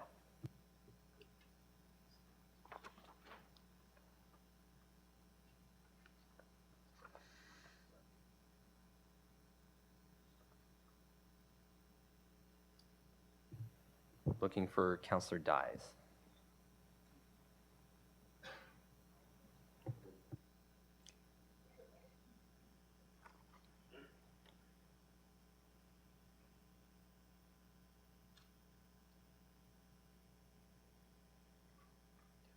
That carries.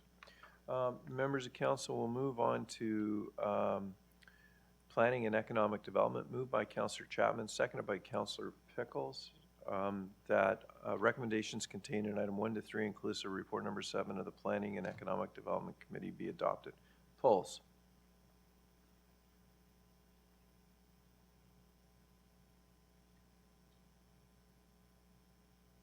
Seeing none, I'll call the vote. All those in favor? In opposition? Seeing none, that carries. We'll move to Committee of the Whole report. It's the recommendations contained in item 1 to. It's not 5 now, it's 4, right? Which one did we pull out? Oh, items 1 to 5, inclusive report number 5, the Committee of the Whole report. I'm going to need a mover on the report. Councillor Yamada. I'm going to need a seconder on the report. Councillor Leahy. Polls. Mayor Roy. Poll 2. Poll number 2. Are there any other polls? Okay, Councillor Leahy, just push your button, so please. Councillor Leahy. Just 5 to speak to briefly, thank you. 5. Is there any other polls? So on the remainder, I'll call the vote. All those in favor? In opposition? Seeing none, that carries. On item number 2, Mayor Roy. Thank you very much, Mr. Chair. I note that the correspondence has been moved to this as well, too, that all council members have received. And at the Committee of the Whole meeting, I did raise some concerns just with relation to the affordability. And within their letter from Atria, it speaks to the 10% of the units for affordability as required by CMHC. We also just heard from Tracy Grieg just about affordability as well too, and how it's tied to CMHC.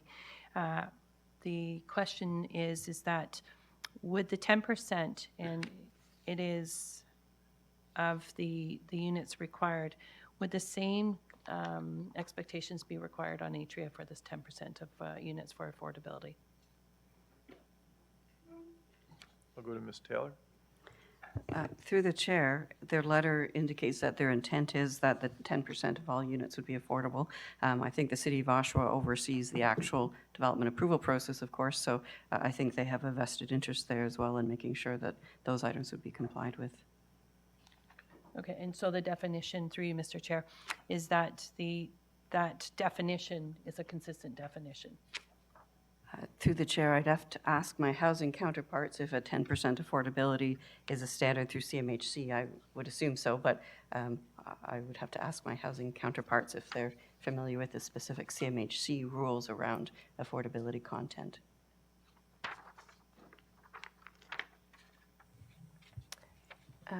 Through the chair, thank you very much. We will have to look into that more clearly, but yes, I do believe that is consistent. Okay, I appreciate that. I still do have, and I support housing, but I have a bit of a difficulty when it is a for-profit.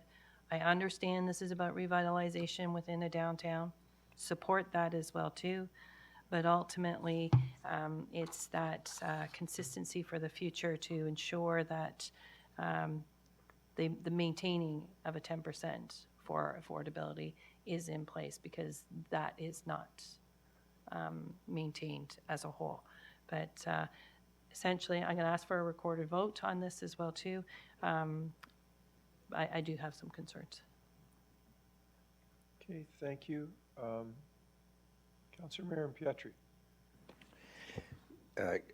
Chair Henry, I appreciate, because I think we've had this discussion at different times about different projects, and I think this one here unfortunately is being seen in a way that I'm having trouble understanding, and I'll tell you why. It's no offense to anyone else, but you pointed out the economics of the uplift in terms of the assessment going from X to Y.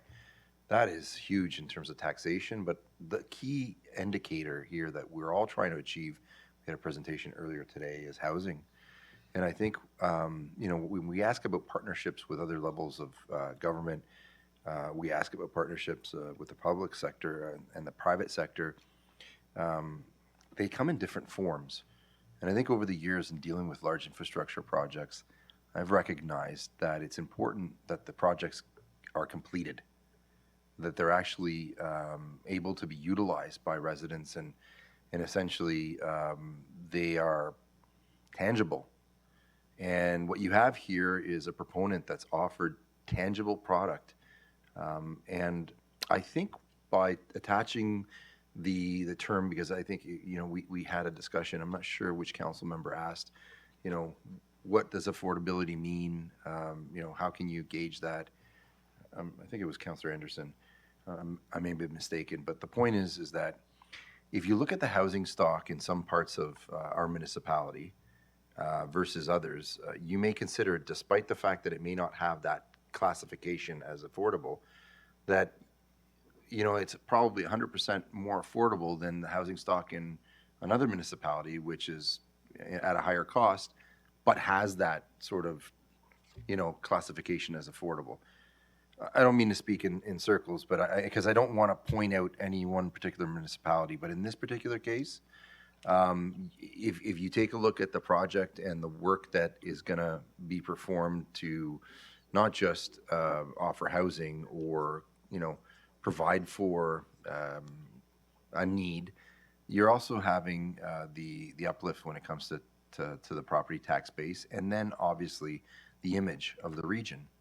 You may see Oshawa as independent of the region, in particular when you talk about the downtown, but that's unfortunate because when people come to invest in our region, or come to visit our region, or come to live in our region, they have questions about, anything from the most, attractive part to the part that they believe is one that we need to work on. And oftentimes it comes up in discussions around here that, there are concerns in different municipalities. And the concern that we have in certain downtown cores is that we need to modernize. This offers us an opportunity to do three things: to modernize, to offer housing, and essentially to put our best foot forward and set the tone when it comes to providing a blueprint that could be utilized in other communities. This particular developer is qualified and has gone through a process. And I think that you're well aware of how stringent the process is for any type of funding at the region. So it's not like we're giving someone something without having gone through a very stringent process. And I think that I just want to conclude by saying, oftentimes Mayor Carter and I and other council members in our municipality have supported projects in municipalities that have had the need in terms of funding in other capacities or other projects. And we hope that we can work as a team to advance not just the interests, but the needs of our community as a whole, in particular, in this case, the downtown of Oshawa. Councillor Kerr. Thank you, Chair. 4 points. First of all, when I first came on regional council, there was the goal to have 1,000 affordable units by, I think it was 2024. I think we're saying the end of the term now. And at the time, I said, well, why is it that it's all the pressure is on the region to build and supply these when we could incentivize developers to help or to even build more? And we have an incentivizing program. This is what I see the RRP as being, is to incentivize housing where we need it. And we certainly need it in downtown Oshawa, just as we need it in downtowns of other municipalities within the region. And so when you look at the economics of this, 50% of the incentivization is paid out when the permit's pulled, but all the DCs are paid. So without that incentivization, this development might not be built. So as soon as we incentivize that and the permit's pulled, we get immediate payback on that through the development charges. So I see this as a complete win-win. The RRP is to incentivize primarily, but not exclusively, housing in the downtown cores. This is exactly what this does. It does include some affordable housing of a certain percentage. That's a bonus, I think. I don't think it's to be the absolute necessity. It's a bonus, and we're getting that. This is a quality builder, and this will certainly advance not just downtown Oshawa, but the region of Durham as well. So I think this is a great proposal, and I'm fully in favor. Thank you very much. Thank you. Councillor Nicholson. Councillor Nicholson. Thank you, Mr. Chair. Can you hear me okay? Yes, we can. All right, thank you. I think that the point where we sometimes miss in this debate is that this is not a subsidy or a giveaway. This, in fact, is an investment. The monies that we put forward to facilitate the earliest possible construction of these much needed housing units in Durham will flow back to us almost immediately. Not just as Councillor Kerr indicated in development charge sector, but in the taxes that these particular projects will pay. The estimates we have is these entire investment by the region could be returned to us within 3 or 4 years. And every year following that, the region is actually making money from the taxes being paid by this development as well as the housing that is being provided. We've argued long and hard earlier in this meeting about putting millions of dollars of tax dollars into a project to try and encourage grants from other levels of government for public housing. And that is a limited number of housing units. We're here talking about a complex that's going to create in excess of 1,000 units by itself. And I think what we have to understand is if we're truly going to address the housing crisis that we have in our community, and whether that's in Oshawa or any one of our other 7 municipalities, we have to be very aggressive in our way of approaching and getting these housing areas built. This is an exciting opportunity.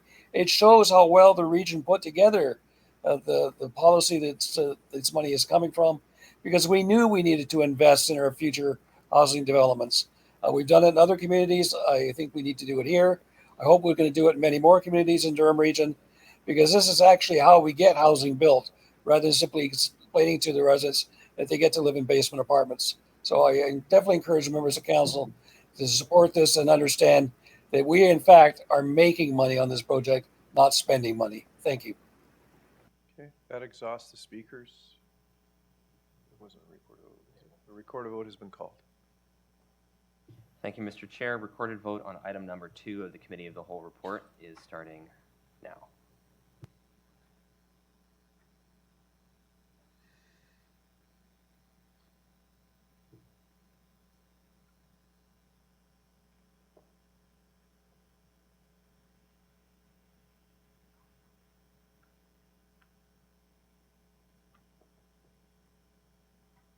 Okay, that carries.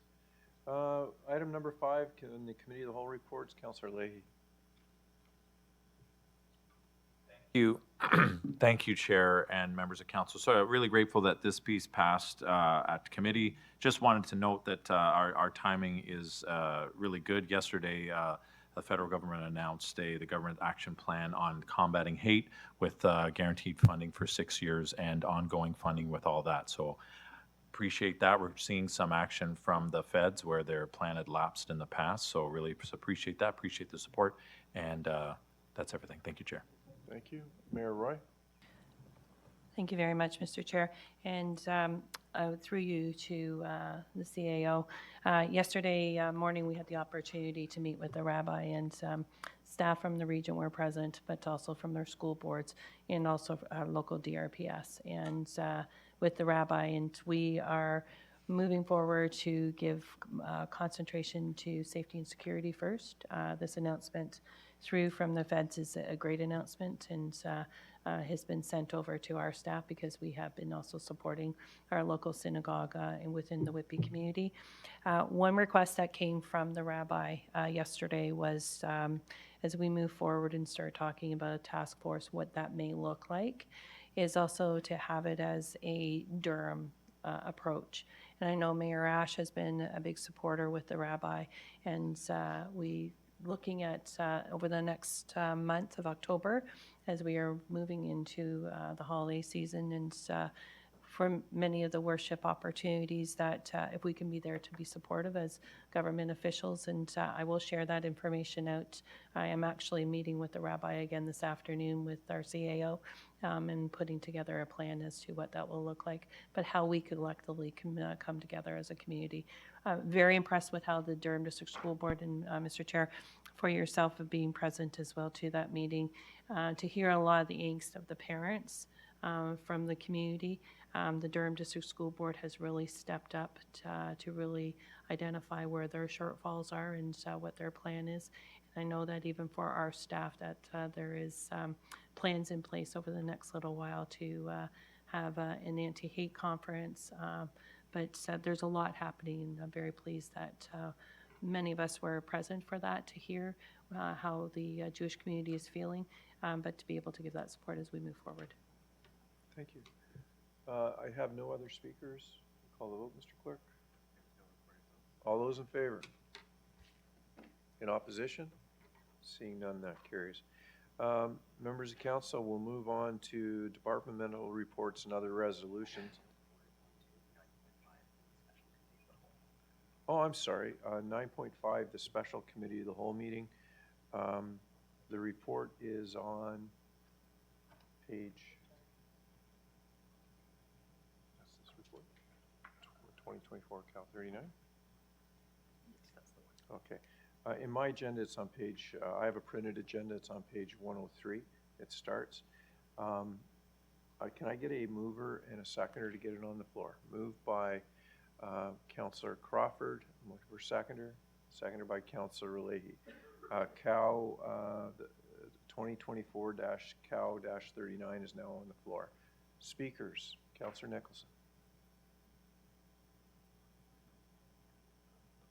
Councillor Nicholson. Thank you, Mr. Chairman. Can you hear me? Yes, we can. All right. I'm going to not belabor the council with the long comments I made at the committee of the whole meeting.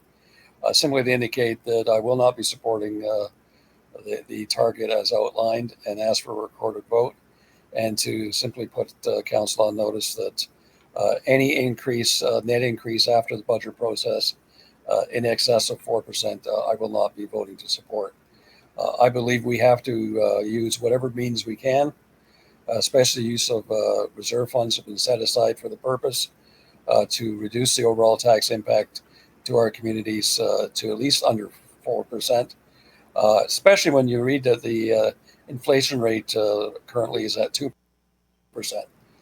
So not to belabor the point, but I simply will not support a 4.9% increase target, and encourage our staff to do whatever they can to get the overall net expenditures under 4% and hopefully even less. Thank you. Thank you. Mayor Schumer. Thank you, Mr. Chair. I also will not, I'll not be supporting this, and I won't go into the big long spiel I also gave at the committee of the whole. But I think we've got some real issues that are percolating under the surface here. We're not dealing with again 6 months or so after passing this year's budget. So I can't support this, and I think we've got to deal with the constant deferral of programs and services. Either we're going to do them or we're not. We just keep deferring the costs. So I'm not sure just how important some of those are, but I can't support it. Thank you. Okay, Councillor Yamada. Thank you. Mr. Chair, I'd like a motion to divide out section B. Okay, section B. So on division, you need a seconder. Seconded by Councillor Leahy. On division, so B is now, we'll call the vote on division. All those in favor? I'm going to have to call for a recorded vote because so this is on division of item B. Thank you, Mr. Chair. Recorded vote on the division of item B starting now.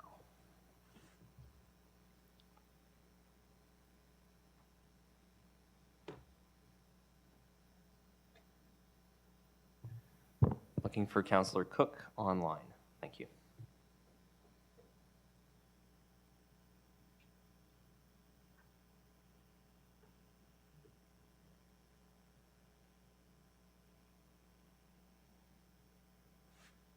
Division fails. Thank you. Okay. Is there anyone else wishing, correct, Mr. Clerk, it failed? Yes. Is there anyone else wishing to speak to the item before us? Okay. Recorded vote was called. Call the vote now. Thank you, Mr. Chair. Recorded vote on the main motion starting now.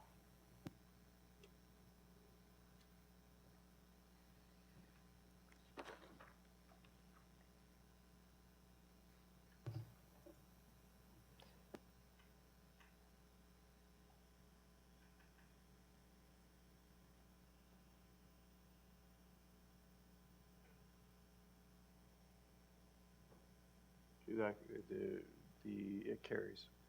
We'll move on to the next item is under departmental reports and other resolutions. We'll do them one at a time. 10.1 is a motion requesting the province of Ontario to commit to provincial regulations needed to restrict keeping non-native exotic wild animals. Councillor Mulcahy, you're as the mover. Mayor Roy is the seconder. This is a fairly long motion. I think it's self-explanatory unless you want to speak to it. to it briefly, just very briefly, because I know I'm between us and lunch. It's basically, this is an AMO endorsement. It's supported by the Toronto Zoo. And it's more or less about the tools that we need should we have an issue in our communities that we don't currently have. Provincial legislation in Ontario is the weakest across the country. And due to that, we have auctions for exotic animals. This is like the third largest criminal ring that happens in North America is on the trade of exotic animals. So just looking for some endorsement on this. Thank you. Okay. Did you want to record a vote on this? Okay. Councillor Nicholson?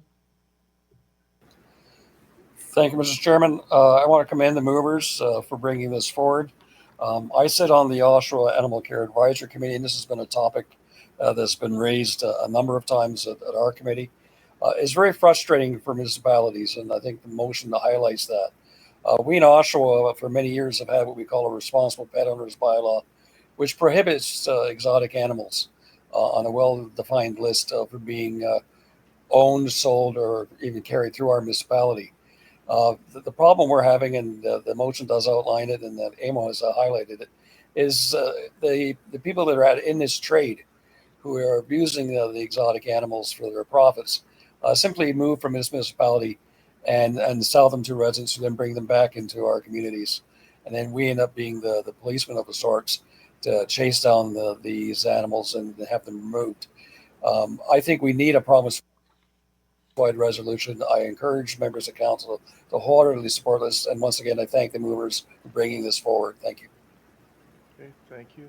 Mayor Foster? I suspect Councillor Wu is going to say the same thing that I am. So the challenge is on anything like this, and I hope that the province will pay very close attention, that there are private zoos, there are operators out there that are doing the right thing. There are always unintended consequences. So some of you will know of a business in Clarington that will likely be negatively impacted by this. So I won't be supporting this because I don't know what the ramifications. I'm quite sure it'll pass. 90% of what is here is needed and necessary, but there are often unforeseen consequences with that. So while I admire the direction of the motion, I admire that that regulation is needed. I think we need to make sure that the net is not too widely cast. Thank you. Okay, thank you. Councillor Wu. Yeah, thank you, and good afternoon, Chair Henry. Just following Mayor Foster, as he spoke about the unintended consequences, and prior to this, one that a well-known zoo in Bowmanville never quite reached their 100th anniversary, and again, probably one of the ones that I think CASA is one of the accreditations that they did have, but unfortunately, some groups targeted the Bowmanville Zoo. Now I'm looking at, we have a couple, Cat World in Orono and the Oshawa Zoo. So does this, and I'm going to ask the mover, so are we looking at even these two facilities that we're looking to regulate or prohibit? Okay, I'll go to the mover of the motion. If you could push your speak button, please. Thank you. This isn't anything specific to any individual business. This is about provincial legislation. It's about support for municipalities. I'll give examples of some of the issues that have come up, like the one-armed baboon in Temiskaming that bit a nurse. And it sounds like a lead into a joke, but it seriously was not funny. Only the owner of that baboon could catch it. Bylaw was not able to. Police were not able to. Fire were not able to. The consequences of it are minimal, and this woman has now been bitten by an animal that means that she can never donate blood again, that she has to be careful with what she does moving forward. It's about good governing of our community. It's about safety. And it's also about the fair treatment of those animals. That particular animal was housed next to a cage with gray wolves in them, and that is how it lost its arm. So this is unfair treatment to the animals, and that was at an auction. So it's getting to the core root of the issue, is about preventing the sale of these animals, the breeding of these animals, and not necessarily about individual businesses, about the whole legislation across the province and enforcing it. So I don't know in particular about each individual business, so I can't even answer your question, but I can tell you that this is a broader picture, and Ontario's laws are the weakest in North America. So it's just going to continue, and it's going to grow unless we see some changes made to it. Okay. No, I appreciate that, and thank you. As a follow-up to that, again, you're looking more at not the business, and I did mention 2 businesses, but until I know more how we're looking at these type of business, because like I said about the Bumvo Zoo, I would say that they did have the accreditation. Unfortunately, they were targeted.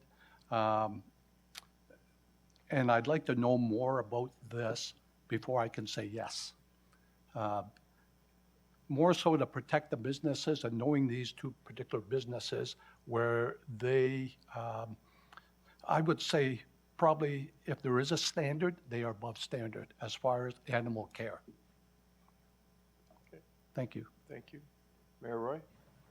Thank you, Mr. Chair. I think one of the aspects that comes with this motion is just about a standardization of regulation across the province, but it's also giving the tools to our animal services, our bylaw officers who do not have the training and capacity to deal in the situations. And I think the prime example we actually saw was the kangaroos, not kangaroos, but kangaroo. That was within our community, and that's somebody with the specialty of expertise had to be brought in to be able to help to work with that. The Toronto Zoo has regulatory body over it, as does, I assume, with what's happening within Clarington as well. It is it's that outside entity of where our bylaw officers, our animal services, but also our clerks have also shared the same concern about having a consistency of legislation to give oversight. I had the opportunity last year at a Conservation Authority meeting of Ontario to talk to the Minister of Natural Resources, and he is hearing this from across the province as well too. And I know that AMO had submitted last June to the Minister this motion, but the continuation of the conversation has taken place not only around the AMO table, but around other tables that we need to be collectively working together with our staff as well, who need to be able to have those supports. Thank you. Okay, there's no recorded vote called? There was. I'll call the recorded vote now. Thank you, Mr. Chair. Recorded vote on the motion starting now.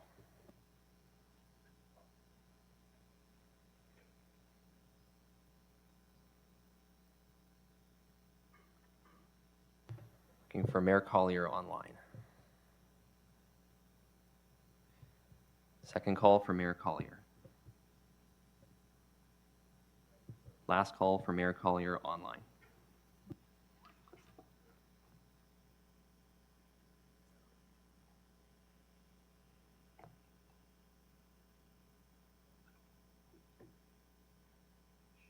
Can you call the other screen up for me, please?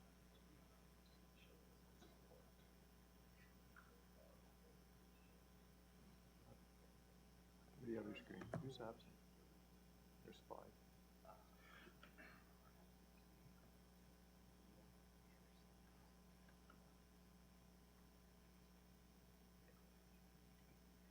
Okay, it carries.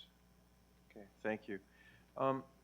Councillor Crawford, as the chair of transit, would you like to move 10.2, the critical technology upgrade DRT? It's 2024 DRT 15. Moved by Councillor Crawford as chair, seconded by Councillor Garrod. It's now on the floor.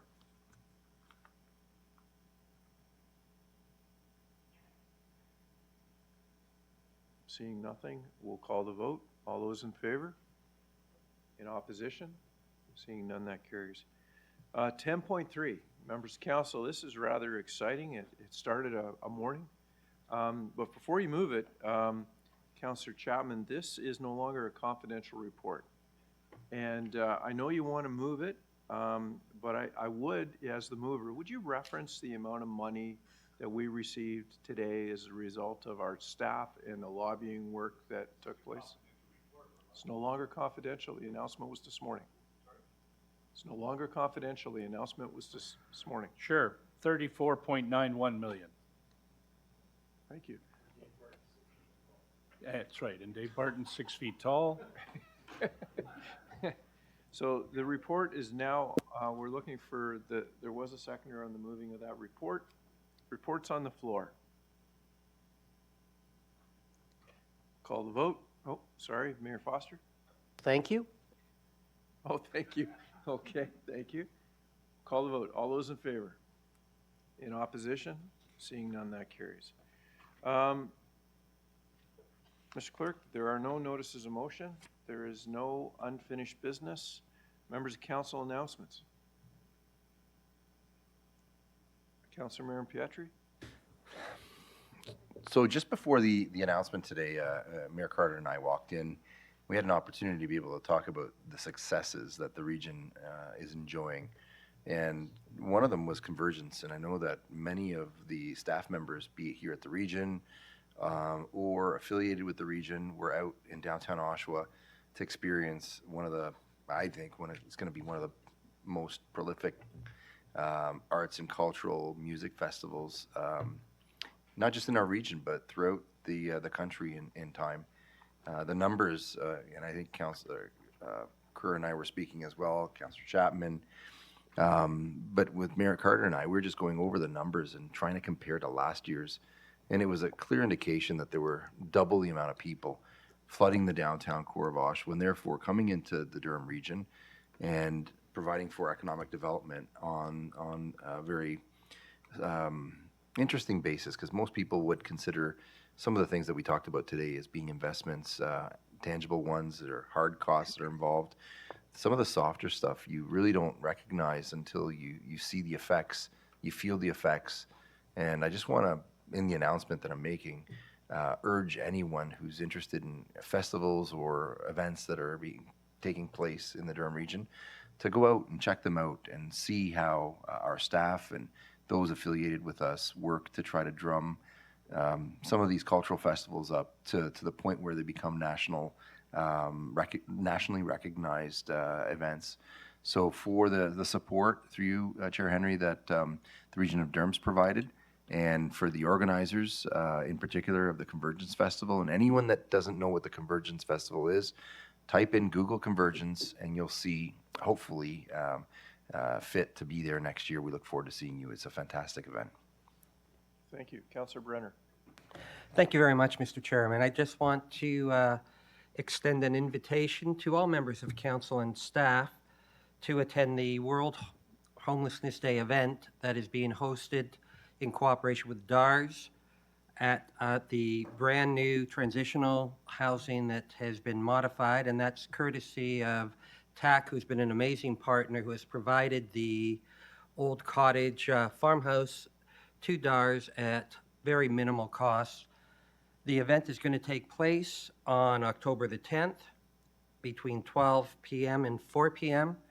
And it's a great opportunity to meet the new residents that are moving in and be able to put names to them, faces to them, and to really get an opportunity to see that these are really decent individuals that have just had some rough luck, and they now have an amazing future. And I also want to thank the staff from our social services and housing area for their diligence in terms of providing the support through the financial contribution, along with the City of Pickering and, of course, Mayor Ash, who was able to also provide funds. It makes a real difference, and I think you're really going to be pleased. And if you don't want to drive, thanks to Durham Regional Transit, there is a bus stop at the corner of 3rd Concession and White Road, and you can always take on demand. Thank you. Councillor Wu. Yeah, thank you, Chair Henry. if you're not doing anything tomorrow, and I know some of you may have your calendar open, it's the 19th Annual Clarendon Golf Classic, or in the past it was known as the Mayor's Golf Classic. So if you want a chance to come out, it'll be at the Newcastle Golf and Country Club, and you may get a chance to see Mayor Foster, and he's still trying for that hole-in-one. But proceeds will be going to support the Bonneville Hospital Foundation We Care, We Can campaign for the redevelopment, expansion, and equipment needed for our hospital to support our growing community. But a shotgun is at 9 a.m. and come out, do 18 holes, 9 holes, just show up and support Mayor Foster. It's priceless. It's whatever it is, it's priceless. Mayor Watt. Thank you, Chair Henry. And if those of you are not attending the golf tournament tomorrow, I would invite you to the Durham Agricultural tour. It is has been moved from the farms to just the Skugog Community Recreation Center, and it will start at 10:30 with lunch being served 11:30. We have presentations from Matt Porter about experimental farm and modern challenges, Matt Somerville, the opportunities and challenges on farm diversified uses, and Jordan and Allison McKay from Willow Tree and Pringles. Great event. If you could make it, it would be terrific to have you join us. Thank you. Thank you. I would also encourage all members of council.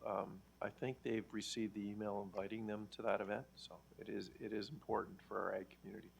Mayor Foster.